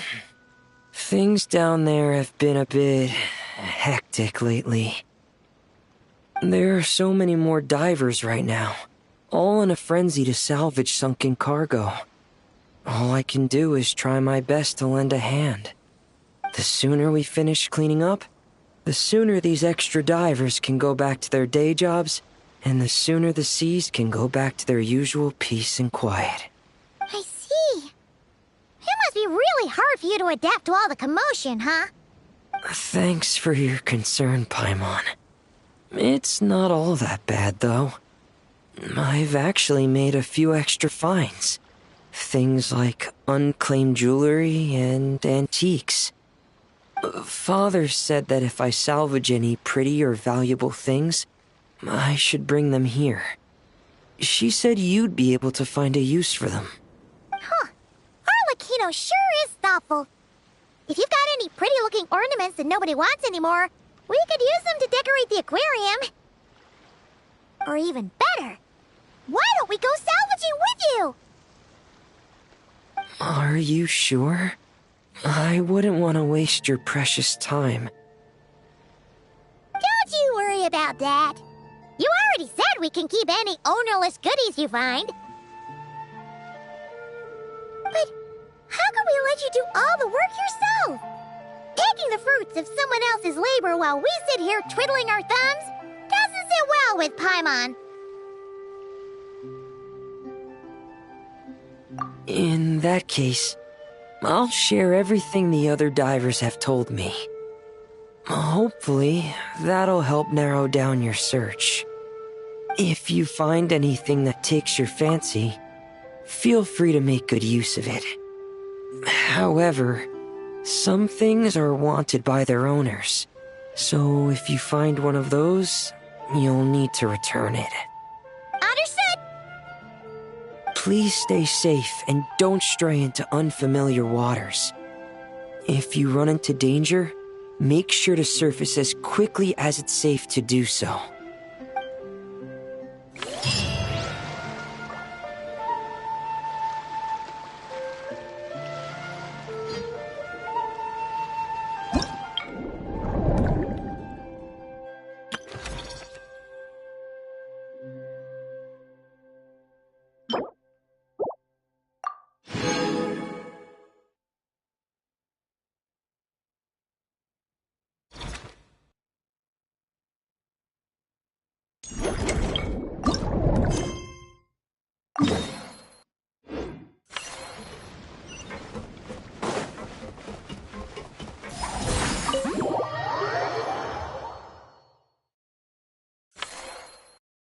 Rise like smoke!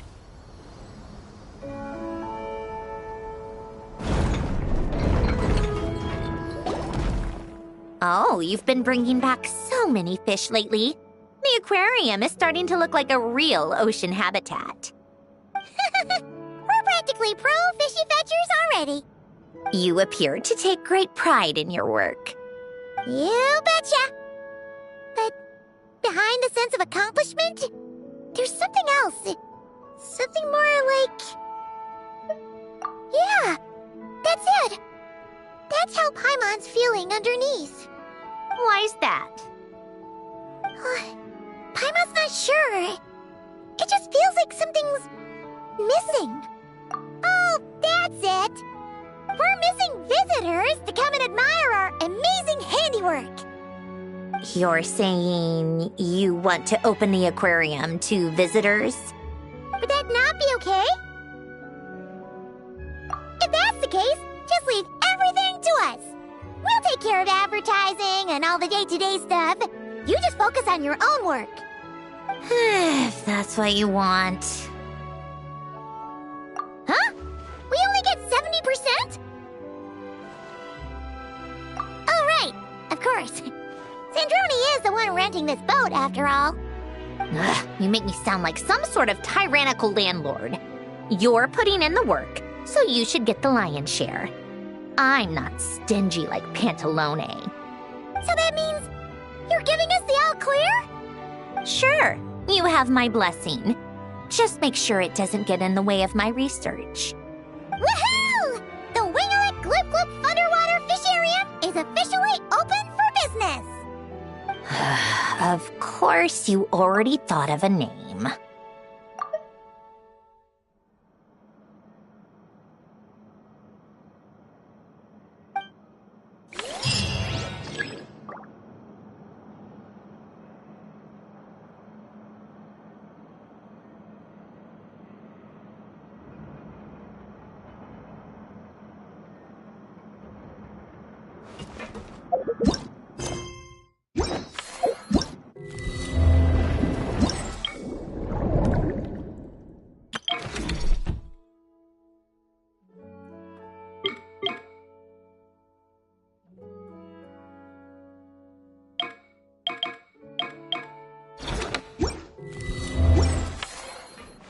Get to work!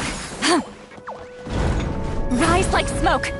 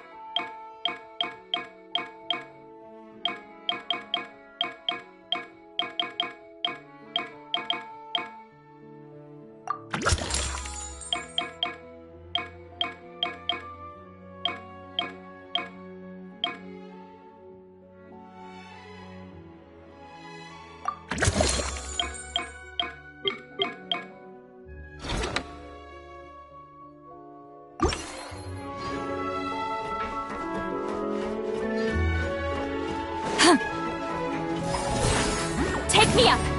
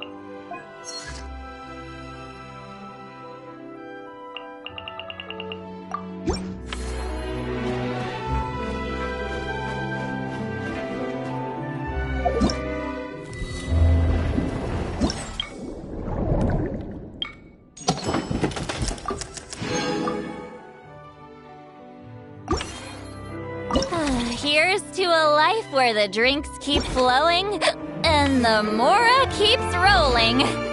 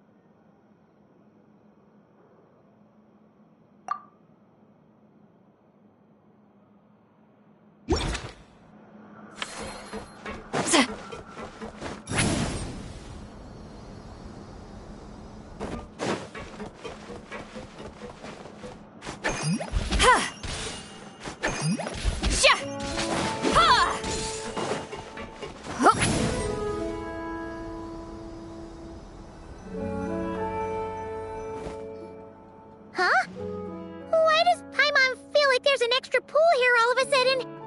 What does that sign say? Danger! Keep away! Oh, what does that mean? It means exactly what it says. Ah! Cedrone! You made Paimon jump! Did you put this sign here? Yes, with the intention of keeping any curious cats well away. What's so special about this pool? It's full of piranhas. Ah! Oh, just kidding. Don't tell me you actually believed that. I learned that a few fish in the aquarium are highly territorial and can get rather aggressive. So, I moved them here. Don't scare Paimon like that! So, this place is like a special quarantine zone for aggro fishies? Exactly. The water in this pool is much deeper and there's a lot more space. It helps calm down the more territorial fish. I also asked Sijuin at the Fortress of Meropede for some special bait to help mellow them out a bit. Oh, wow! So, you really do care about the fishies' well-being. I don't think anyone wants to see the aquarium turn into a bloodbath. That's for sure. Anyway, why don't you leave this to us? If you insist. When the fish in the pool feel comfortable enough to swim to the surface, it means they're on the mend. So, once they're all relaxed and happy, we can put them back in the aquarium? Where you put them is up to you. All I'm responsible for is scooping up the unruly ones and moving them here in the first place. Understood. But that sign is way too scary. Maybe we can change it for something a little less terrifying? If you want. They're your fish, so I'll leave it up to you.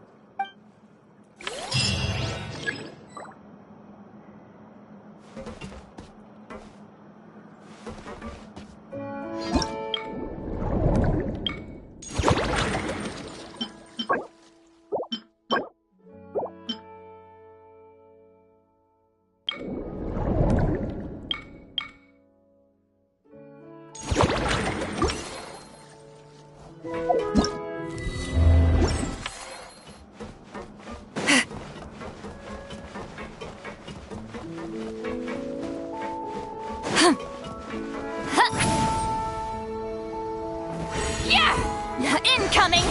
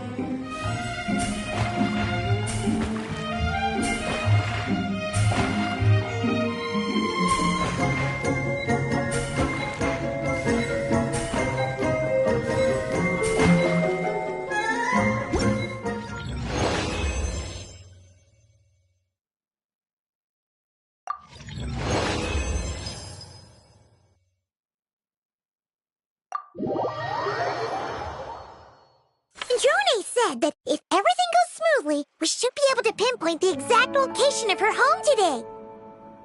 Let's head to the winglet and meet up with her.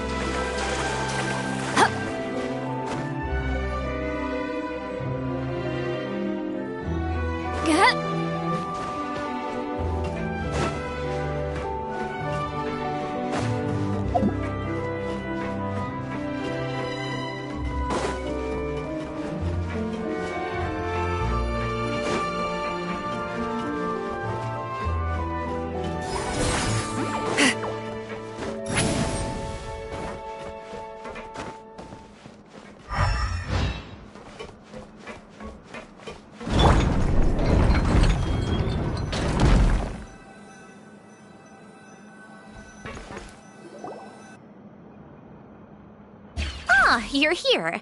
We should get going then. Xavier and the others should be filming soon.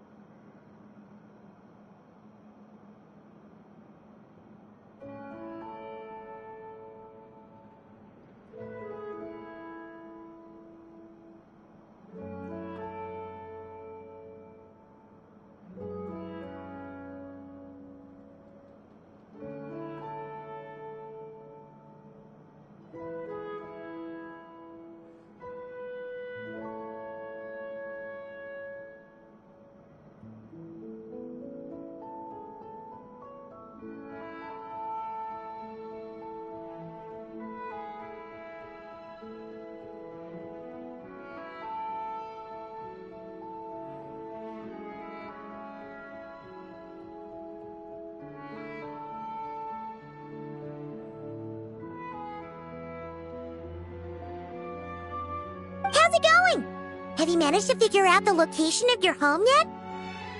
I've narrowed down a few potential locations. We just need to take a sample from each one. Once the equipment analyzes them, we should know the exact location and where to find the entrance. Great! We should get started then!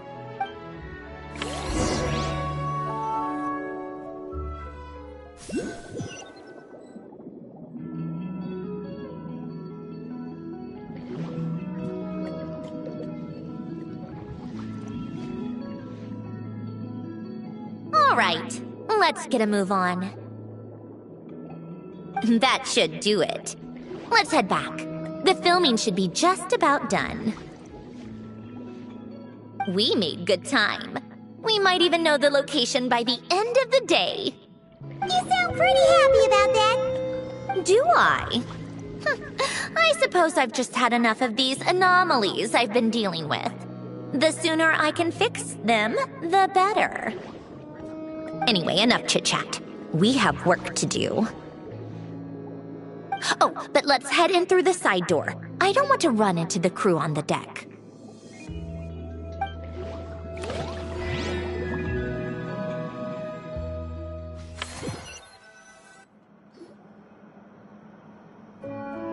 All right, now we just need to wait for the results.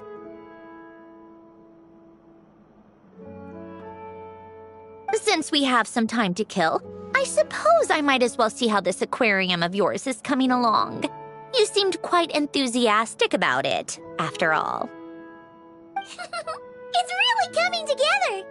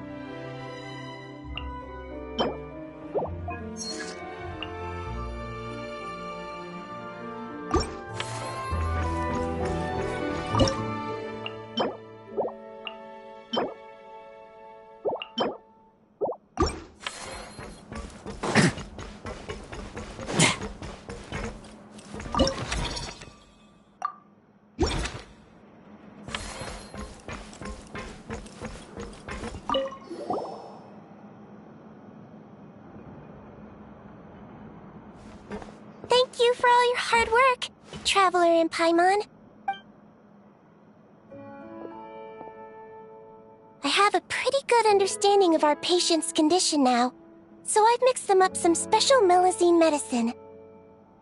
Adding these herbs to the water tank should help calm them down. So, you're basically turning the whole tank into a giant health spa? Huh. That really is a plan that only you could pull off, Siegeween. You're spot on. I'll need to invite a whole variety of different fish here for physical examinations before I can determine exactly what's wrong. I'll put together a list of patients to check based. I'd appreciate it if you could keep a close eye out for any fish that meet the criteria. I'll put together a list of patients to check based on the characteristics I need.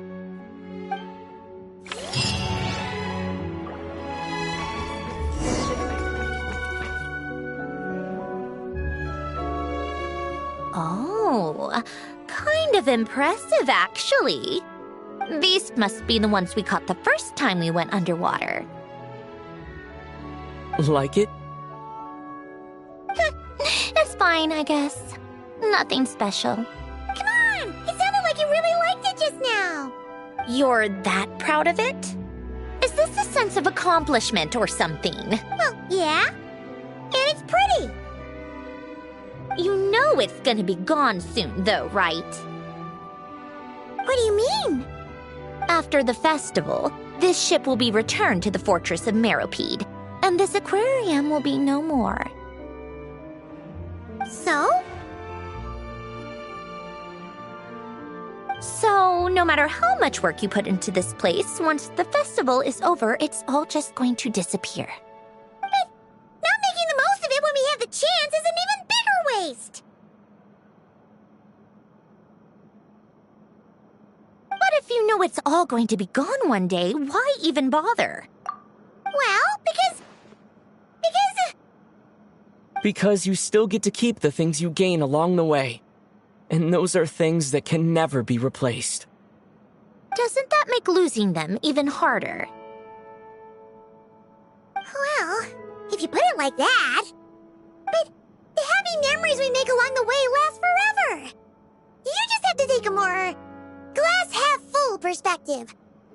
Not to mention, everything we do here is going to be on film, so it'll still live on in some shape or form. And when you look back on it, only happy memories will come to mind? Exactly! So it's about finding joy in the process itself. Traveler, you're back already?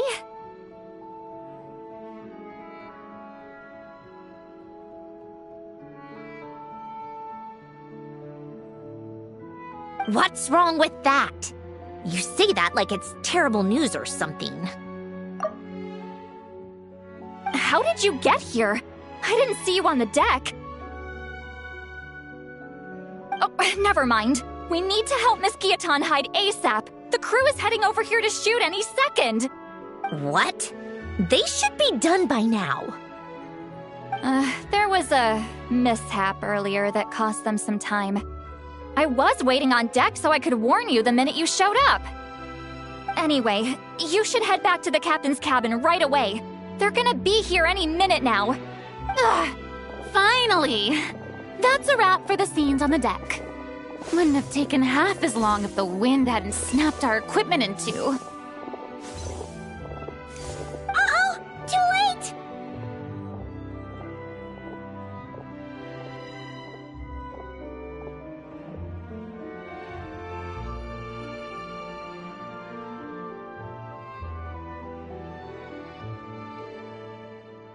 Change of plans then. You'll just have to hide. Hide? And where exactly am I supposed to do that? Oh, there's a box over there. You can get in that. Huh? You expect me to... Do I need my makeup done for the next scene too? For the love of... Let me see. Maybe just a quick touch-up. Huh? Traveler and Paimon? What are you doing here? I thought you took the day off to take care of something. Huh? Oh, well, it didn't take as long as we were expecting, so we came back early. What about you guys? You're still not done shooting for the day? No. We ran into an issue that, set us back. It meant Miss Charlotte's crew wasn't able to wrap either. We both still have scenes to shoot in this aquarium. Oh, that's not ideal. For several reasons. Let us help then. The sooner we wrap, the sooner everyone can get some rest. All right. Thanks, you two. Miss Charlotte's crew can go first then. If I'm not mistaken, you still have a night shoot later. Thanks, Director Farina!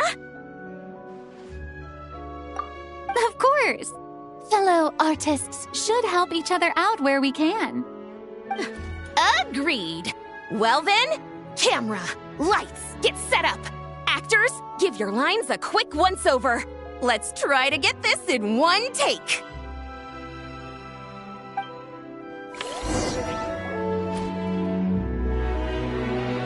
All right, places, everyone! And 3, 2, 1, action! So, the story ends like this. But when Duke St. Germanus departed, he clearly said that everything was beyond redemption. Huh? That sounds familiar. Wait, it's from that novel I came across while researching the numerological array. He's only a genius when it comes to mechanics, and everything else, he's just an ordinary person. Huh? What was that noise? Whatever, I'll just fix it in post. Miss Jacoba, please don't speak as if I were the accomplice. Not so hard. This box isn't sturdy enough for that. This is why I keep saying, don't put too much trust in Clockwork Mecha. Unlike humans, machines don't have a heart.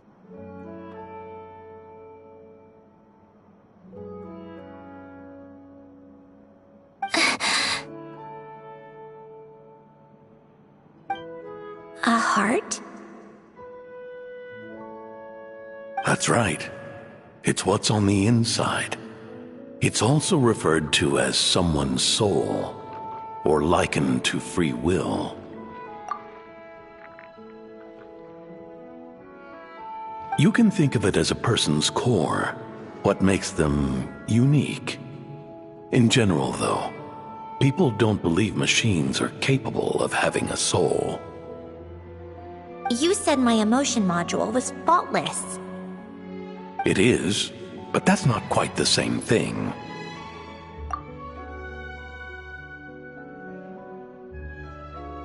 Do you think I have one then? A heart? I don't think so.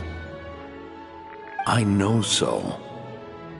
The question is, do you recognize it within yourself? That's where you're wrong. I can't believe this. Forcing me to hide in a box and listen to this drivel. Me. In the end, clocks tick through tranquil years. Fish swim in crystalline springs. No matter how grand a dream is, it will fade away like this. Forlorn, wordless, silent. And cut! That was a long one. What did you think? If she makes them do another take, I'm going to flip a lid. And not just the one to this box. Oh, there were some weird audio things going on, but acting-wise, it was great! It's a keeper! Perfect! That means... I can get out of this box. It's our turn. Huh?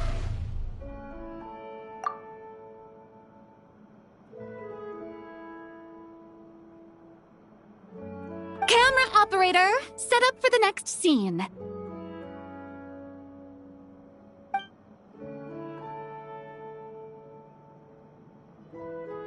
In this one, our protagonist peruses an aquarium in a foreign land and gets swept up in memories of her friend. So, in terms of lighting, that's the vibe we're going for. Got that? Shoot. Paimon thought there'd be a break and Zandroni could slip away. What are we gonna do now? Break a leg! Yep, we're headed off to shoot our next scene.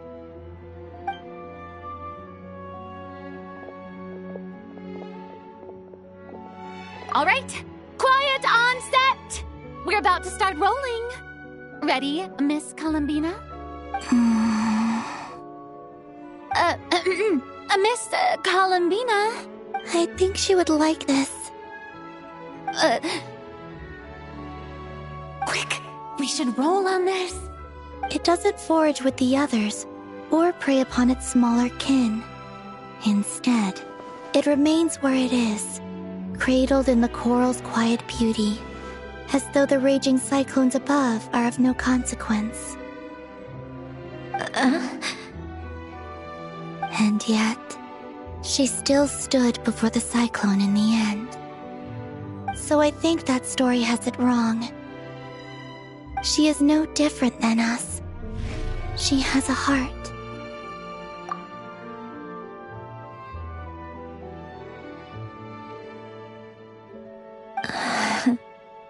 Columbina. Hmm?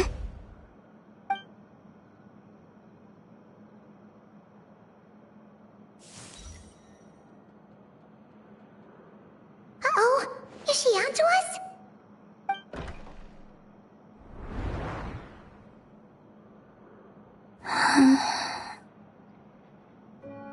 What is she doing? Cut! You okay, Columbina?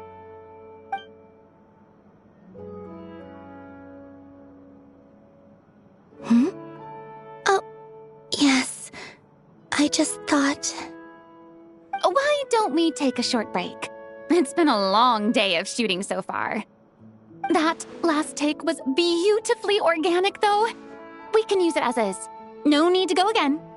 Thanks, Director Farina. But I'm fine to continue. You're sure? In that case, let's shoot some quick B-roll. Then we can move to our next outdoor scene.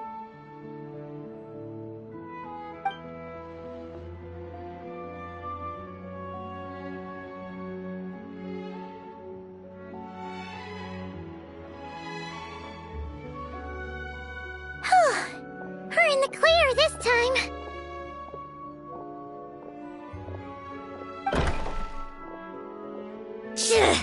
Ugh! Absolutely suffocating. You okay, Sandrone? Right as rain.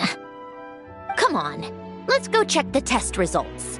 It's time for me to go home.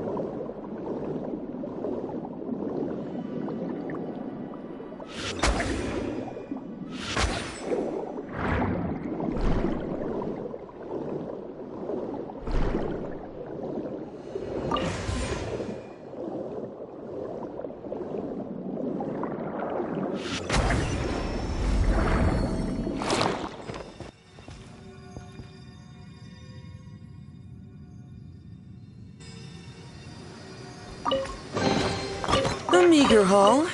Still, it'd be rude not to take it.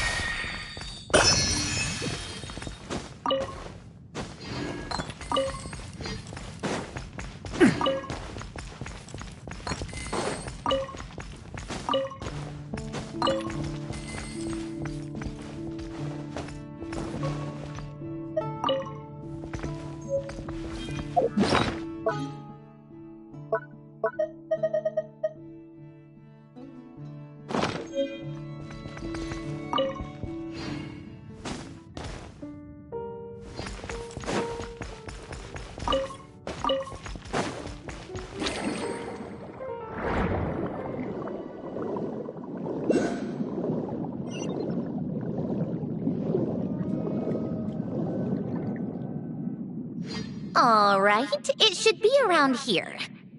Give me some space. I'll activate the water insulating mechanism.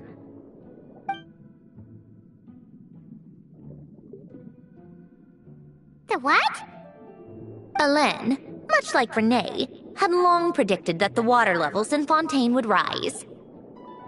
Thanks to his expertise in mechanics, he was able to implement a few simple measures to protect our home from flooding. I told him there was no need, that I would just move when the water rose too high.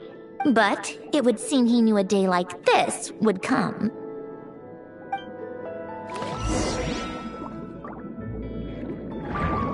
All right. The silt has been cleared away.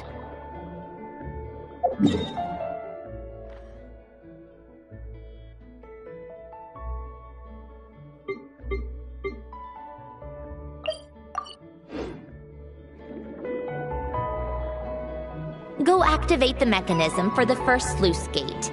That will fill the empty middle chamber with water.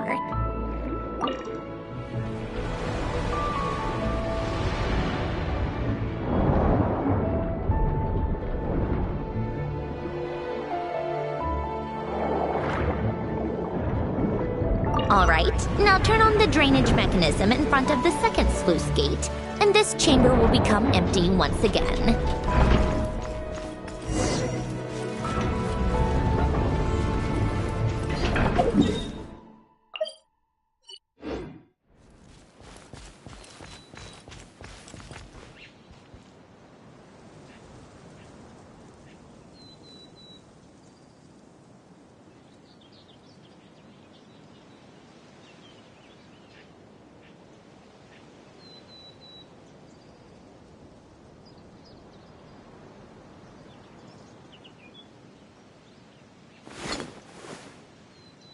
So,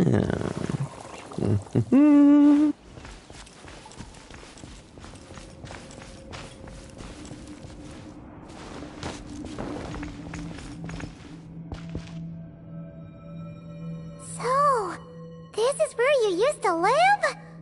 It's beautiful! There's even a garden! Back when I lived here, it was my job to tend to the potted plants and flower beds. Still growing strong even after all this time. Who would have thought? If the weather was nice, I would take Alen out in his wheelchair and we would go for a walk. Before long, we started bringing Polonia along too. Come to think of it, I was the only one who could get around easily back then. Polonia always got stuck at some point, and it was up to me to launch a rescue mission. Happy. I suppose they were. Uneventful, but pleasant. Repetitive, but peaceful. It was like living in a world where time didn't exist. Of course, that was all just an illusion. Death still awaits all of us at the end. Oh. All right, enough standing around. Let's head inside.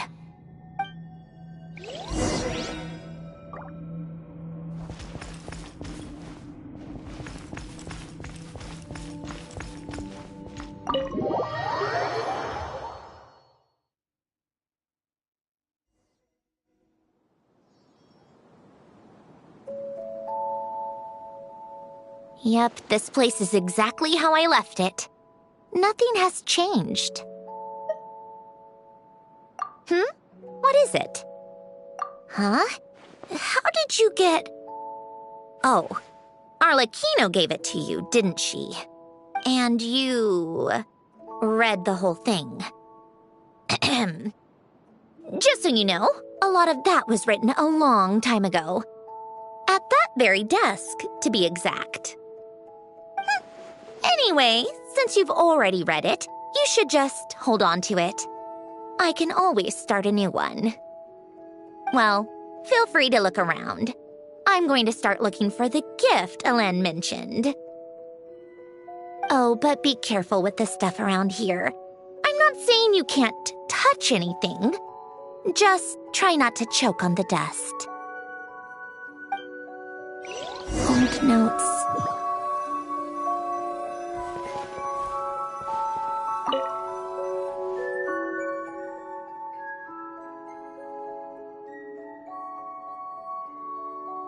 Oh, I played with these when I was little. During the first few months after I was created, I mean.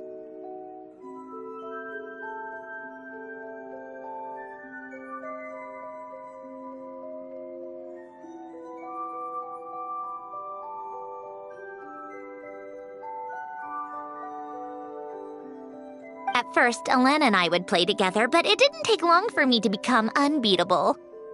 So, Polonia and I played together instead. Yeah, these don't look like Paimon's kind of games.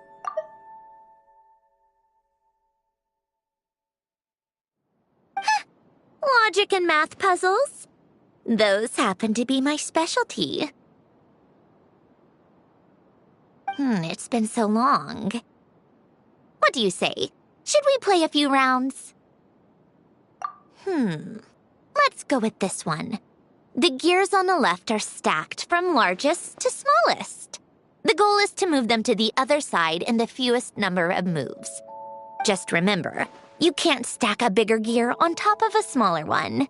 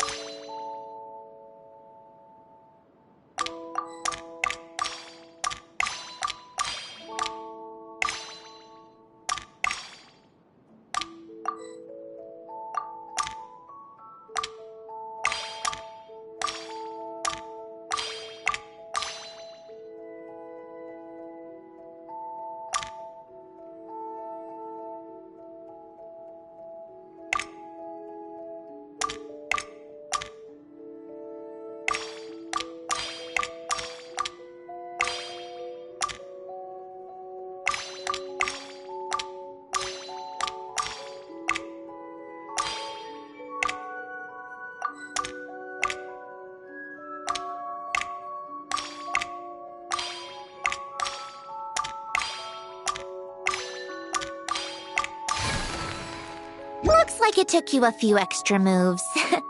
My first attempt was the same. You'll get better with practice.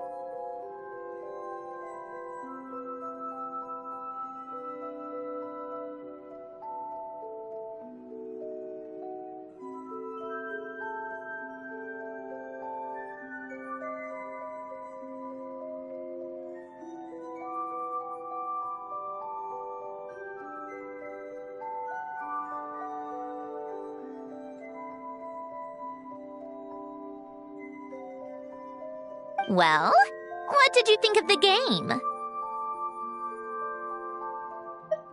Well, these kinds of puzzles aren't for everyone. I suppose my upbringing wasn't exactly conventional in that sense.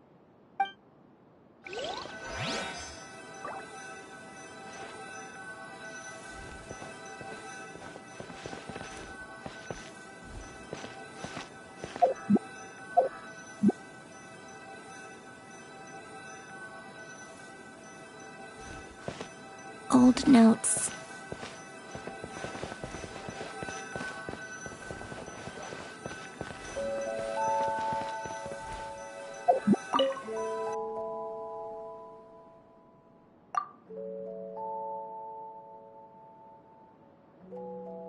Oh, these are some of Valen's drafts from his later years.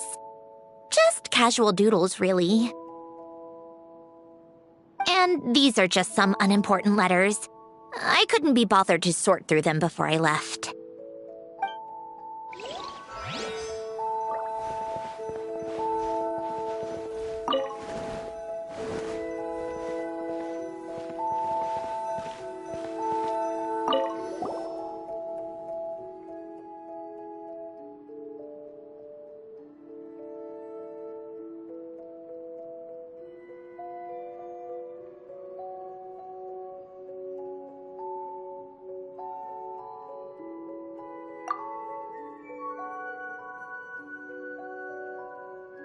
Wait, the people in this picture look kind of familiar.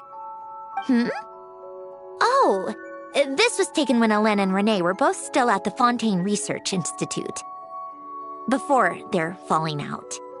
In his later years, Alain would often sit by the fireplace and stare at this picture, wearing an expression somewhere between guilt and longing.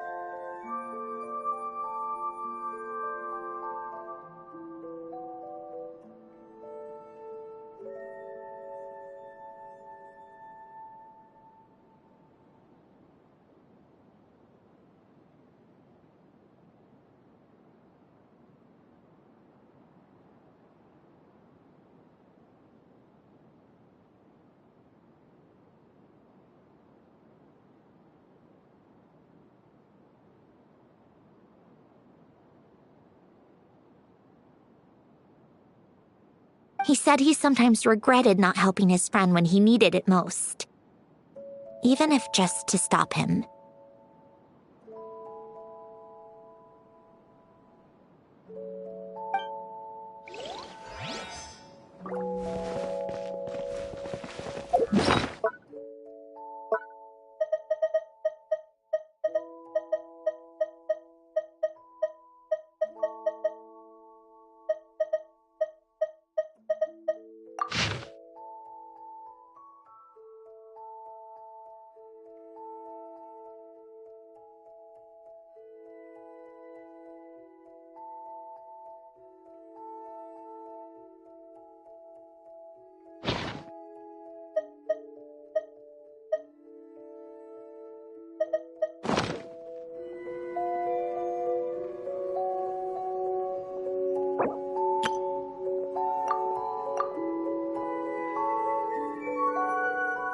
A warm hearth.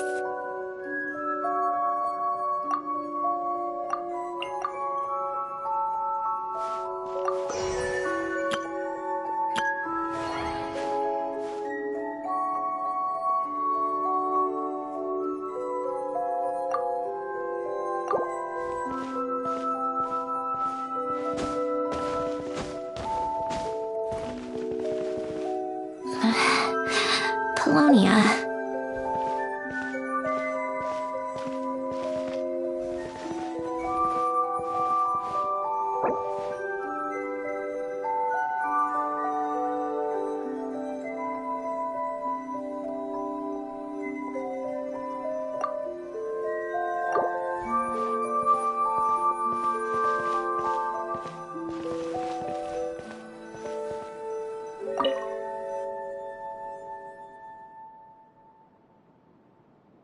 This was Alain's workbench.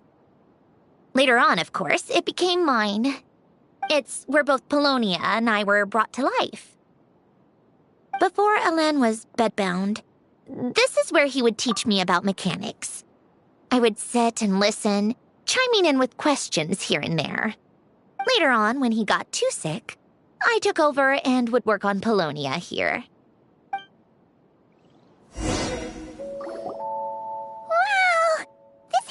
Filled with so many memories! It's so cozy and charming!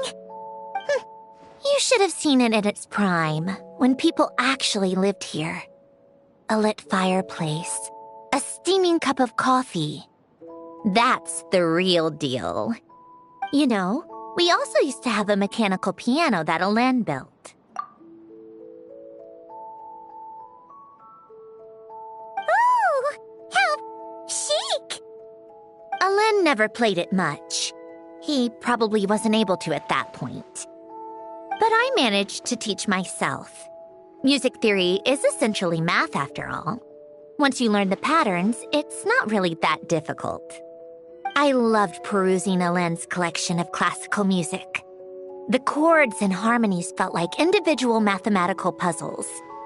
It was fascinating. So I did some composing as well. But as Alain continued to deteriorate, even the sound of music began to grate on his nerves. So I got rid of the piano.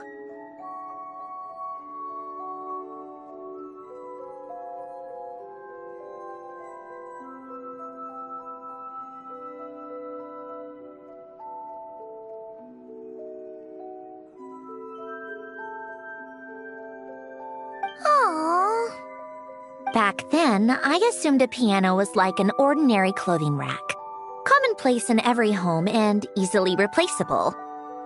It was only after I left that I realized how hard a good piano is to find. Enough about that. Alen's gift should be just in here. The only things undisturbed before I left were a few of his personal belongings.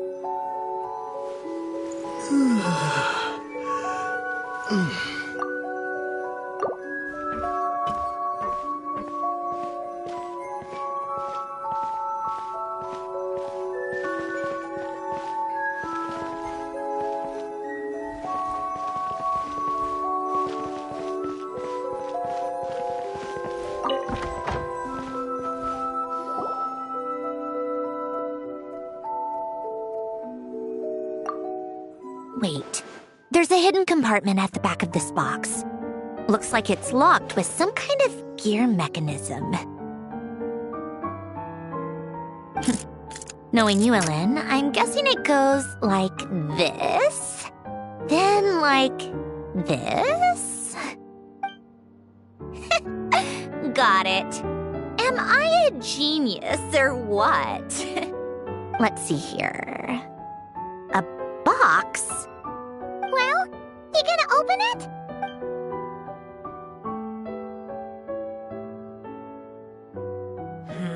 It's heavier than I was expecting. Just how much stuff is in here?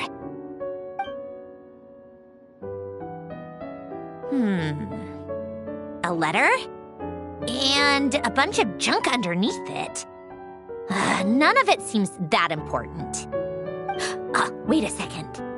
This should be it. A cube?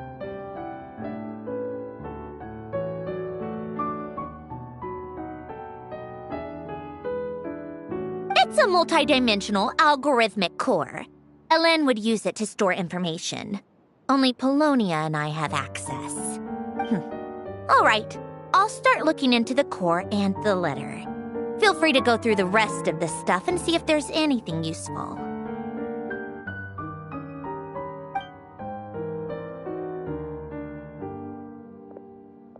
Okay. Hold on. There's another picture in here. This one has writing on the back.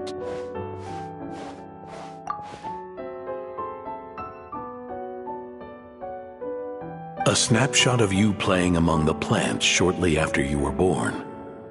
You seem to like these flowers a lot.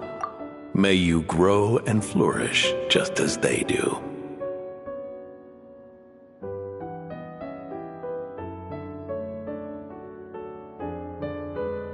Huh?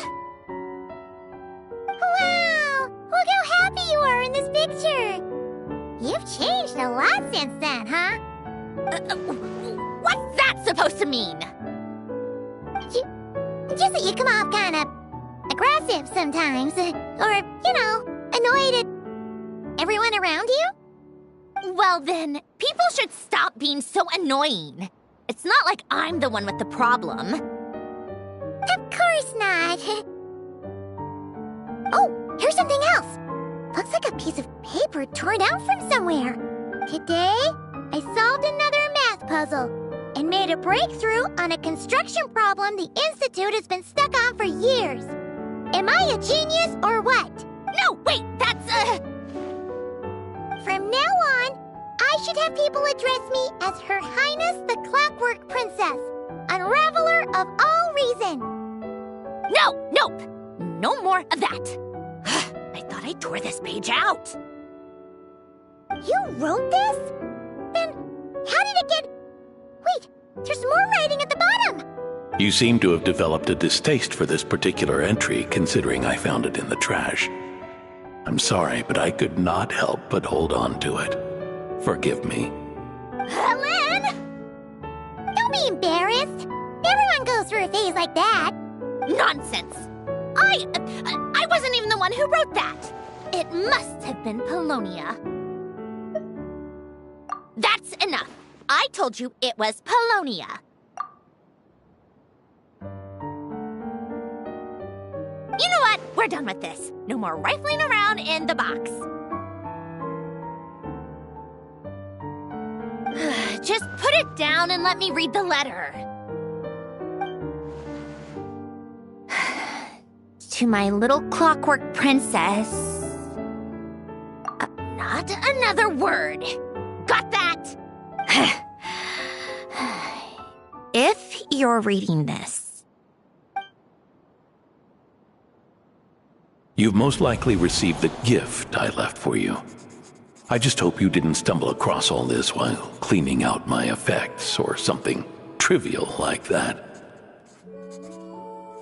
I once asked if there was something you wished for. Do you remember that? I wonder if time has changed your answer. Regardless, I have another gift. A formula that will allow you to come face to face with the anomaly inside of you. If you even still call her that. Why this gift? To understand that, allow me to wax poetic on the soul once again.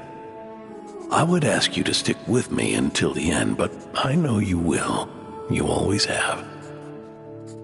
I believe a person should be born twice over in their lifetime. First, there's the birth that grants us life. Then, the birth of the soul.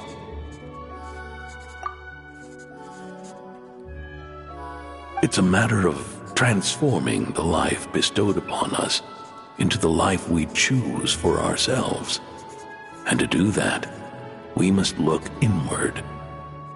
We must make a conscious choice to define the meaning of our life instead of allowing the happenstance of our existence to pass us by. This is the process of recognizing the soul that lives within us.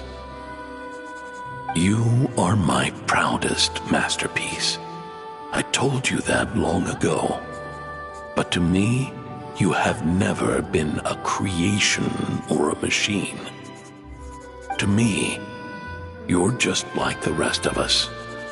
You have a heart. In fact, some theories think of the human brain as nothing more than a machine, and thought the product of its computations. So you see, perhaps we're not so different after all. Your inner machinery is just far more advanced than most. No matter how one looks at it, the heart is a complex thing, a place where logic and reason collide with our emotions. Your computational capacity allowed you to become sentient and develop logical reasoning, but it also granted you something that, on the surface, might seem contradictory: emotion. Emotions and logic often clash with each other, and those instances of discord can accumulate over time. That is the source of what you refer to as the anomalies within you. As you told me once, you've always known what you don't want. Yet you've never wished for anything in particular. Similar to how a blind person can feel when a part of their body is in pain without being able to fully visualize its form, such is your relationship with your soul. So, what I leave you now is this: a formula that will allow you to see the shape of your soul. For if you want to protect your heart, you must first be able to recognize it within yourself. Of course. Whether you use it is entirely up to you. You are, and always have been, free to do as you wish. Regardless, whether by my formula or some other means, I trust you will know your heart one day. You always were a fast learner, and the smartest person I've ever known. Ellen. Oh. I'm fine. I've already figured out how this formula works. Let's get out of here and then we can use it. You made up your mind already? You're gonna do it? Why wouldn't I? Resolving the anomalies within my core is the reason I came here in the first place. No, I can do this on my own. But, do you want to watch? What do you mean? I already know what anomaly I need to resolve. Like Alen said, she's an amalgamation of all the times my logic algorithms have clashed with my emotions. And by resolve, you mean that literally, or...? Yes. But if you, let us in like that, wouldn't that mean letting us see a bunch of your, you know, inner thoughts and secrets? If what Alen said is true, then I'm about to be... born anew, or whatever. This is your chance to be lucky enough to witness it. Besides, you already read my whole diary. When it comes to keeping my innermost thoughts to myself, well, I think that ship has sailed. You're really sure about this? How many times do I have to say it? I finally let you in as... friends, and you want to question it. I'm not gonna offer a second time. Enough with the mushy stuff. Just follow me.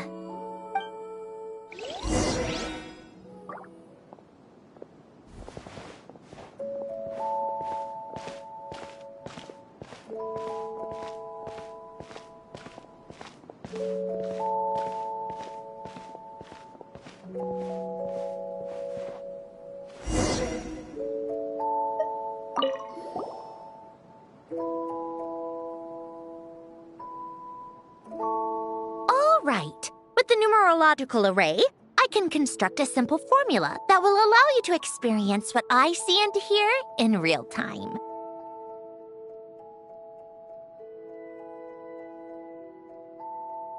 Oh, just like St. Lolly's scent-sharing technique.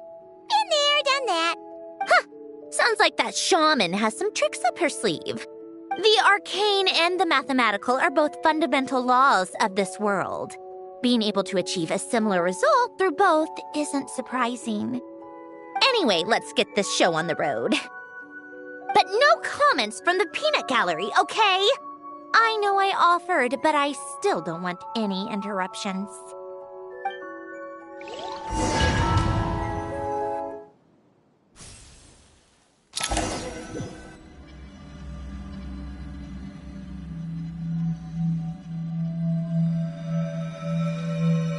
Is this... my heart? No, it's probably just the result of Alen's formula. A space dedicated to resolving anomalies. Huh. but it looks like the walls are all...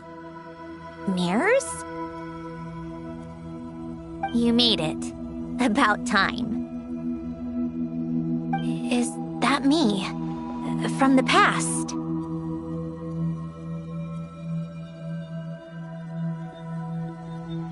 You just spoke of anomalies. Well, here I am. What happens when emotion contradicts reason? Shall we sit down and talk?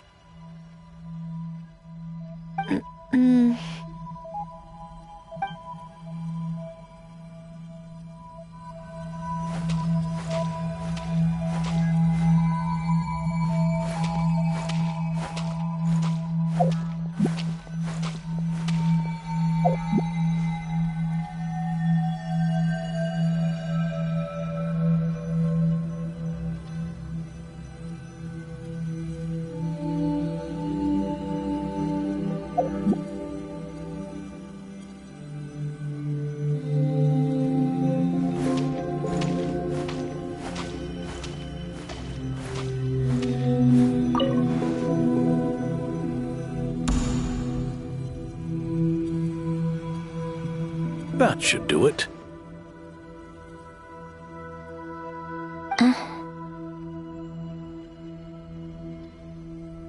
Hello? My name is Alain Guillotin. Can you hear me? Brings back memories, doesn't it? The time we spent here. Here. I want you to have this. A notebook? You can use it to write things down. I don't need to write things down. I have unlimited memory. Even so, some things are more important than others, right? You can use it to write about the things that matter. So you wish me to carry out a basic priority sorting operation? I suppose you can think of it like that for now. But journaling is also an act of finding oneself. Much like we use wooden stakes to guide a plant to grow in a certain manner, what we choose to write down gives the soul much-needed direction. In the act of choosing what to forget and what to hold on to, we decide what kind of person we want to become. I don't understand. Like I said earlier, I don't need something like this. This is where we were born, where our life began. Mornings of tending to the garden, afternoons spent cleaning, reading, or studying, evenings of cozying up by the fire, listening to Alain share stories about his past. Alain. What is it? What are you drinking? Oh, this? It's coffee. It, makes me more productive. I want to try it. Oh, okay. Here.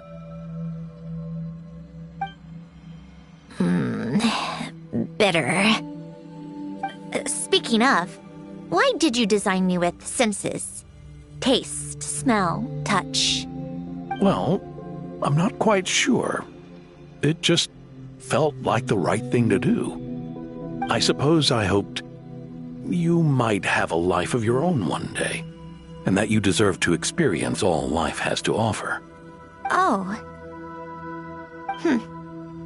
Still bitter. But the smell is nice. I thought those peaceful days would go on forever. You know that's not possible. Maybe. But how was I supposed to know the end was just around the corner? That was just bad luck. Was it? Well, it certainly became a pattern, now didn't it?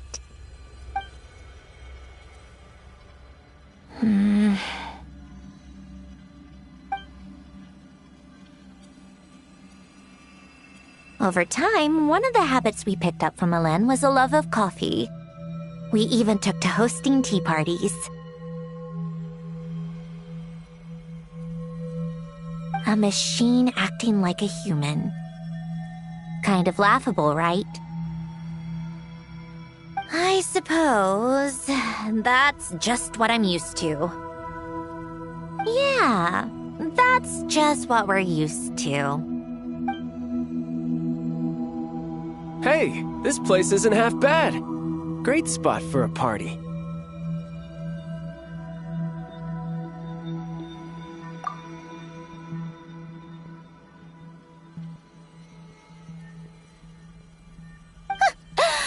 And more people seem to be showing up to my tea parties uninvited. Anyone care to explain? Can you blame me? I saw Columbina leading Capitano somewhere, and I had to see what that was about. I had simply asked Columbina where I might find Arlecchino. I have business to discuss with her, and Columbina suggested looking here.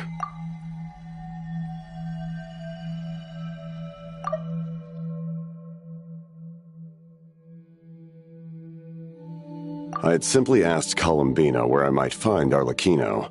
I have business to discuss with her, and Columbina suggested looking here. Tartaglia and I were unaware that this was a private gathering. Apologies for the intrusion. It won't be for long. Whatever. Just add it to the list of annoying things that have happened today. What's one more? Since you're here, you might as well stay for a cup of tea. See? Told you she wouldn't mind. Much obliged, Sandrone. Well, look who we have here.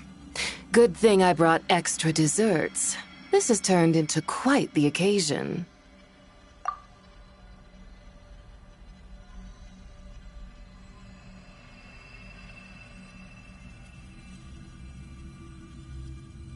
Capitano, I was just about to go find you.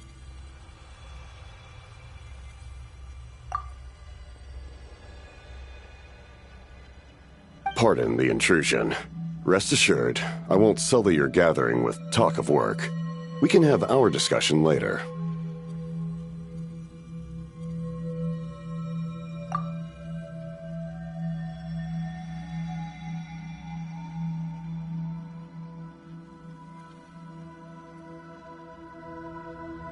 Spoken like a true gentleman. A certain unmannered 11th seat could learn a thing or two. You know, you really should start being nicer to me, Rosaline. Or I might just snatch that 8th seat right out from under you. I'd like to see you try. If you're gonna fight, take it outside. The only mess I plan on cleaning up is tea-related.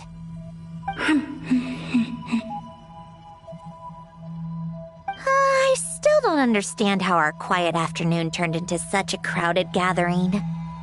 One by one, people just kept barging in. And then, one by one, they left without a word. Yeah, pretty annoying, huh?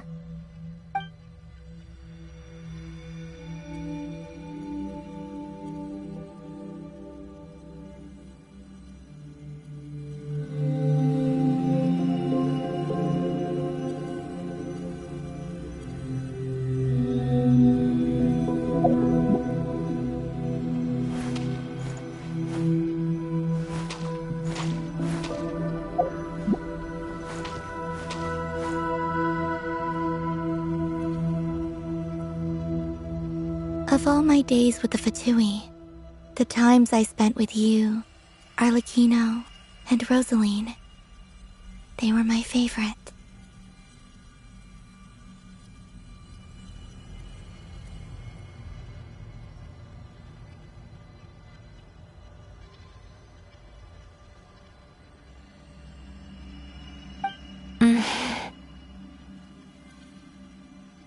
Goodbye, Sandrone.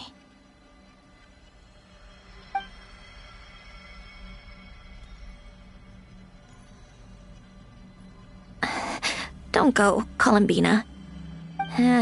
We should have just said that. Why didn't we? If we had, would the story have had a different ending? She couldn't stay. There was no future for her here. She would have just faded away. You're right. I suppose that's why you call me an anomaly.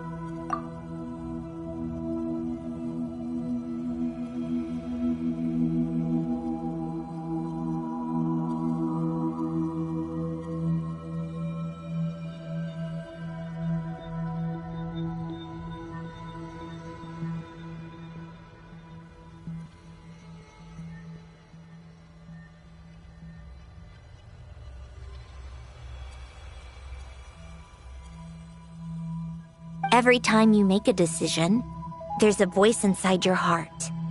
My voice, asking to contradict all logic and reason. Why didn't we make her stay? Is it worse to fight for something just to lose it?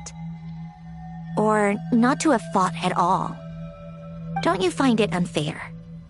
One by one, we keep losing the things we care about the most. But in the end, whether I want to fight for something or cry over all we've lost, you just push it down and pretend not to hear.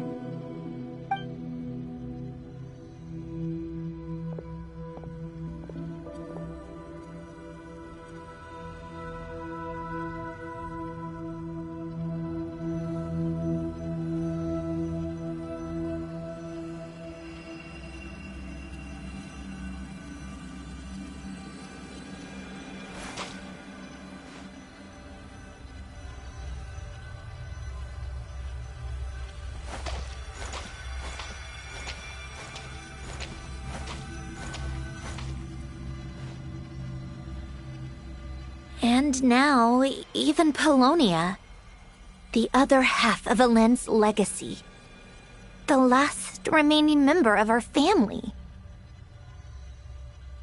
Even Polonia is no longer with us. I did everything I could, but it's just like Alen always said. Polonia was one of a kind. There was no replicating what he managed to create.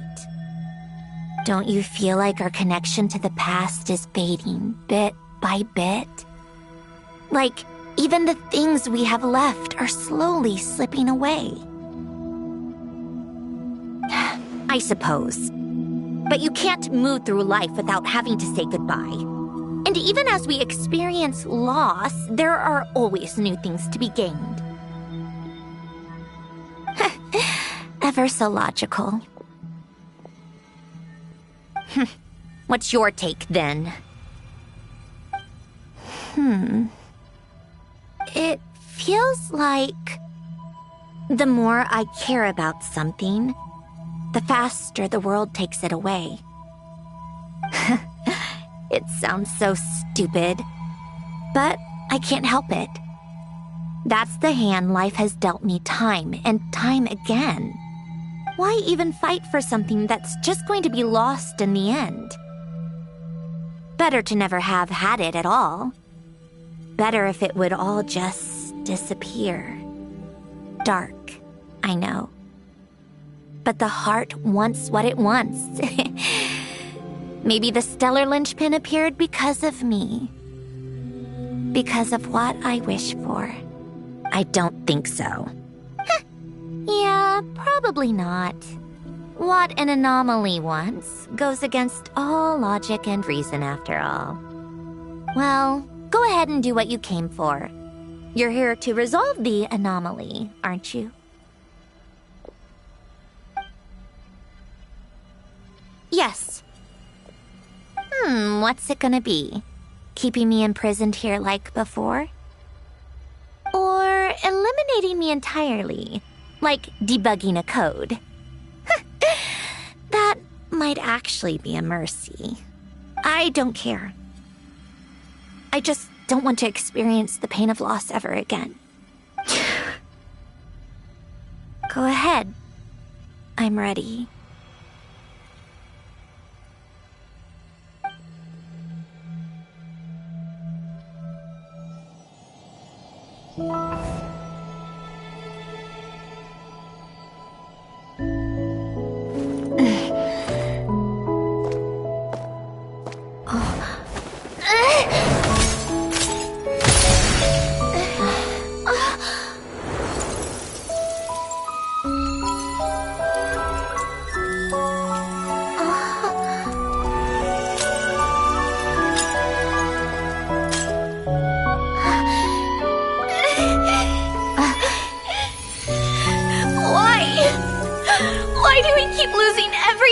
care about! I know it hurts, but that's life. I wish... I know. I've always known. Because we've been one all along.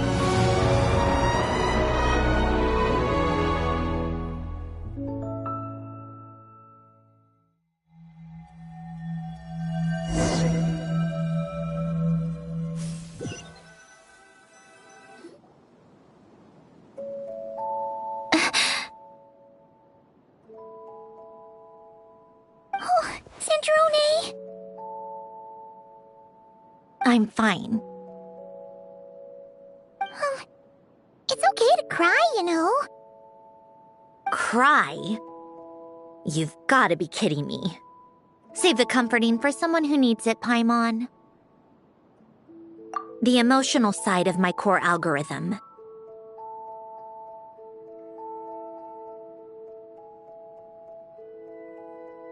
My emotion module has always been fully developed and operational. Ellen tried to tell me that too. I've just chosen to ignore her voice all this time. I suppose. Come to think of it, it's kind of like the aquarium on the ship. The aquarium? The old me took one look at it and saw something I would inevitably lose. So I stopped putting in the effort.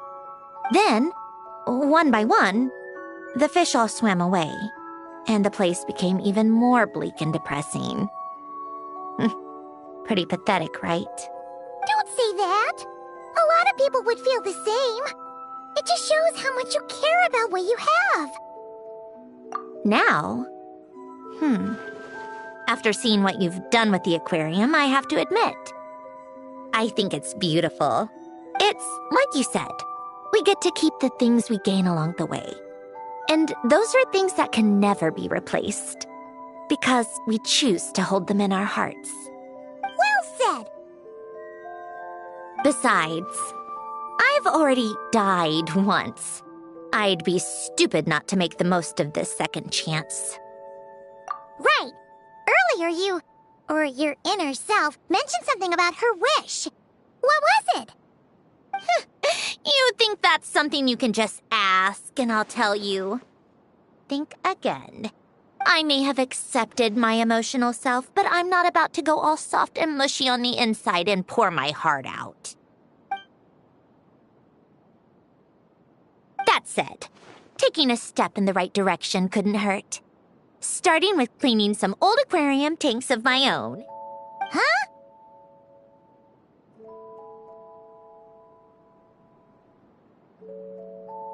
Metaphorically speaking, I mean. Come on, let's head back to the ship. I need to talk to that shaman.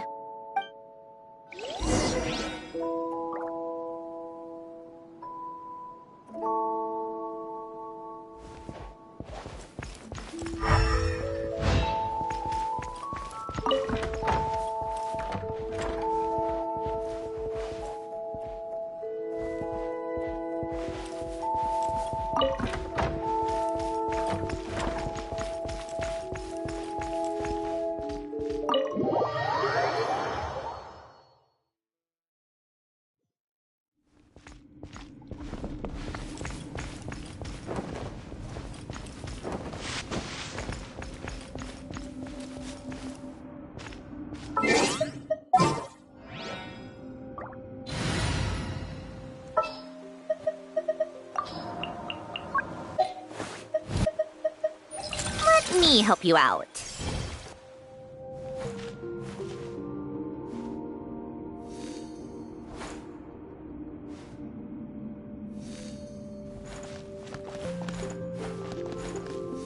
Take a break.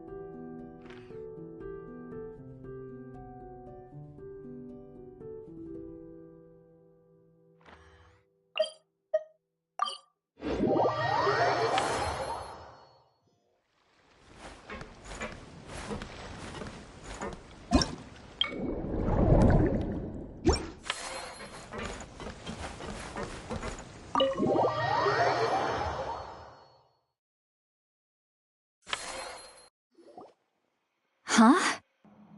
Resentful lost souls? You couldn't get comfortable sleeping near the Opera Epicles, right? Well, I bet that's why. The Fountain of Lucine is where all the water in Fontaine gathers. So that's where the emotions within the water converge as well. Hold on. If it's souls we're dealing with, feeling uncomfortable should have been just the beginning.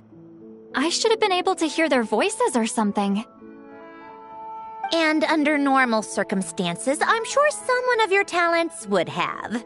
The problem is, these souls are no longer complete. Remind me how they ended up like that again? You mentioned something about them being split apart? Yes, it's called soul severing. Renee of the Nartsitzenkreuz Ordo came up with it. After learning of Fontaine's impending doom, Renee thought if he could find a means for the soul to live on in perpetuity, it might ensure the world's salvation. Soul severing was the first step of his research.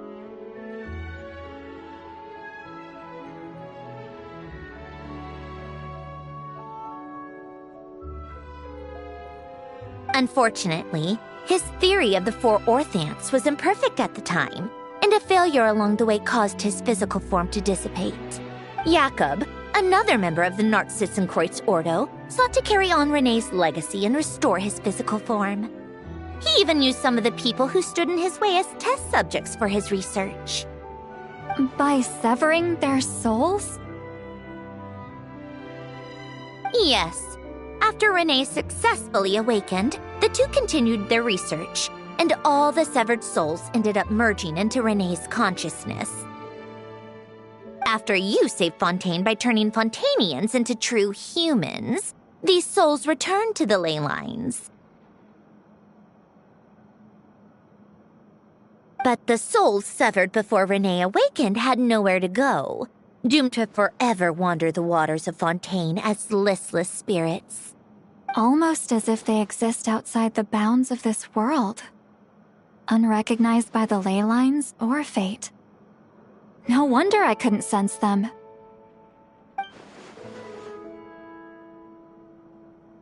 Not only that, but over time, they began to fuse with other entities.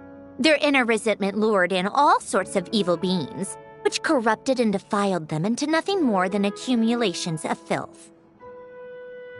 But the full transformation must have been recent. Otherwise, the Udex surely would have noticed. Wait, no, he must know already. That would explain the underwater Melazine patrols.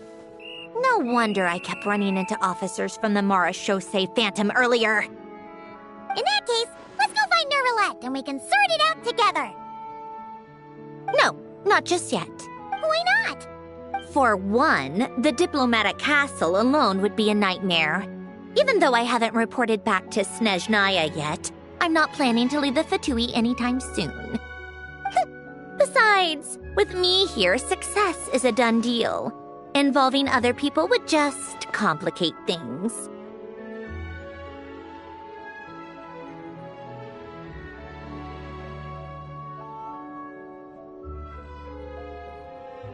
All I need is for Miss Seatlolly to help pinpoint the location of this monstrosity.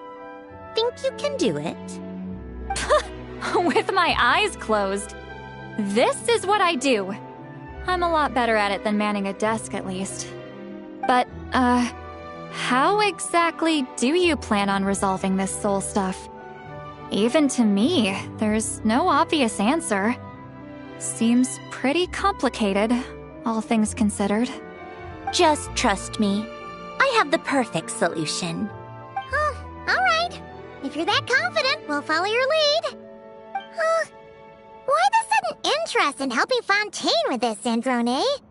You never knew Renee and the others, right? No, I didn't.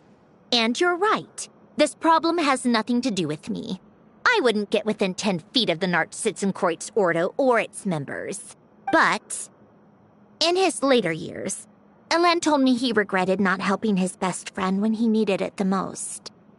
He also felt sorry towards Marianne for being too lost in his mechanical research to look after her properly. If he were still with us, I think he'd do the same. He might have a few choice words to say about it, but even after everything, he wouldn't leave his friend's mess for someone else to clean up. Friends shouldn't hold grudges or leave behind regrets. Fixing what happened between him and Renee was one of his greatest wishes. All I'm doing is fulfilling it in his stead. You know, you really do seem a little different now. You mean everything that just happened wasn't for nothing? Why, thank you for pointing out the obvious, Paimon. Just washing off the grime of the past. Turns out, a lot can build up after being ignored for so long. What's this about aquarium tanks all of a sudden? They go off on some grand adventure and what? Now they have their own private code? Stupid. All right then, Seatlolly. Tracking this thing down is up to you.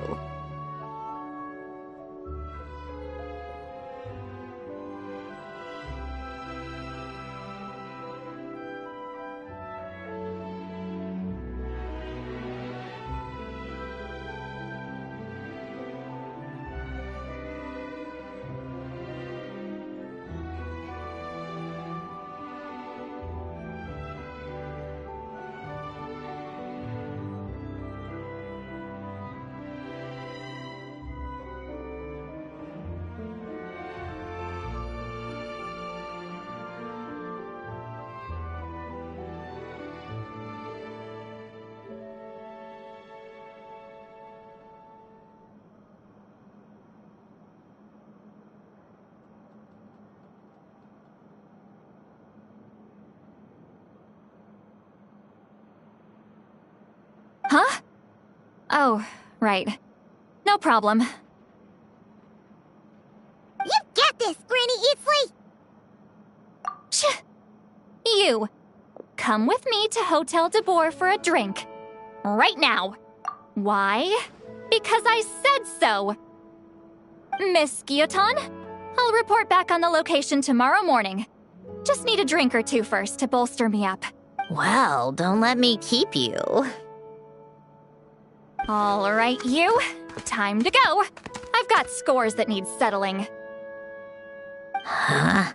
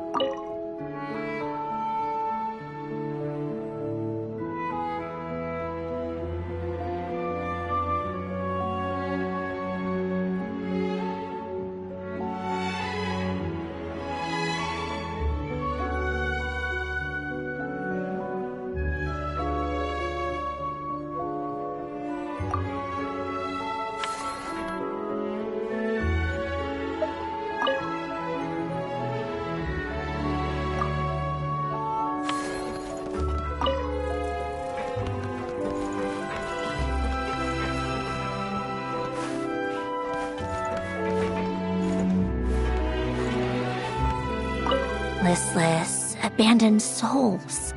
An accumulation of resentment and filth.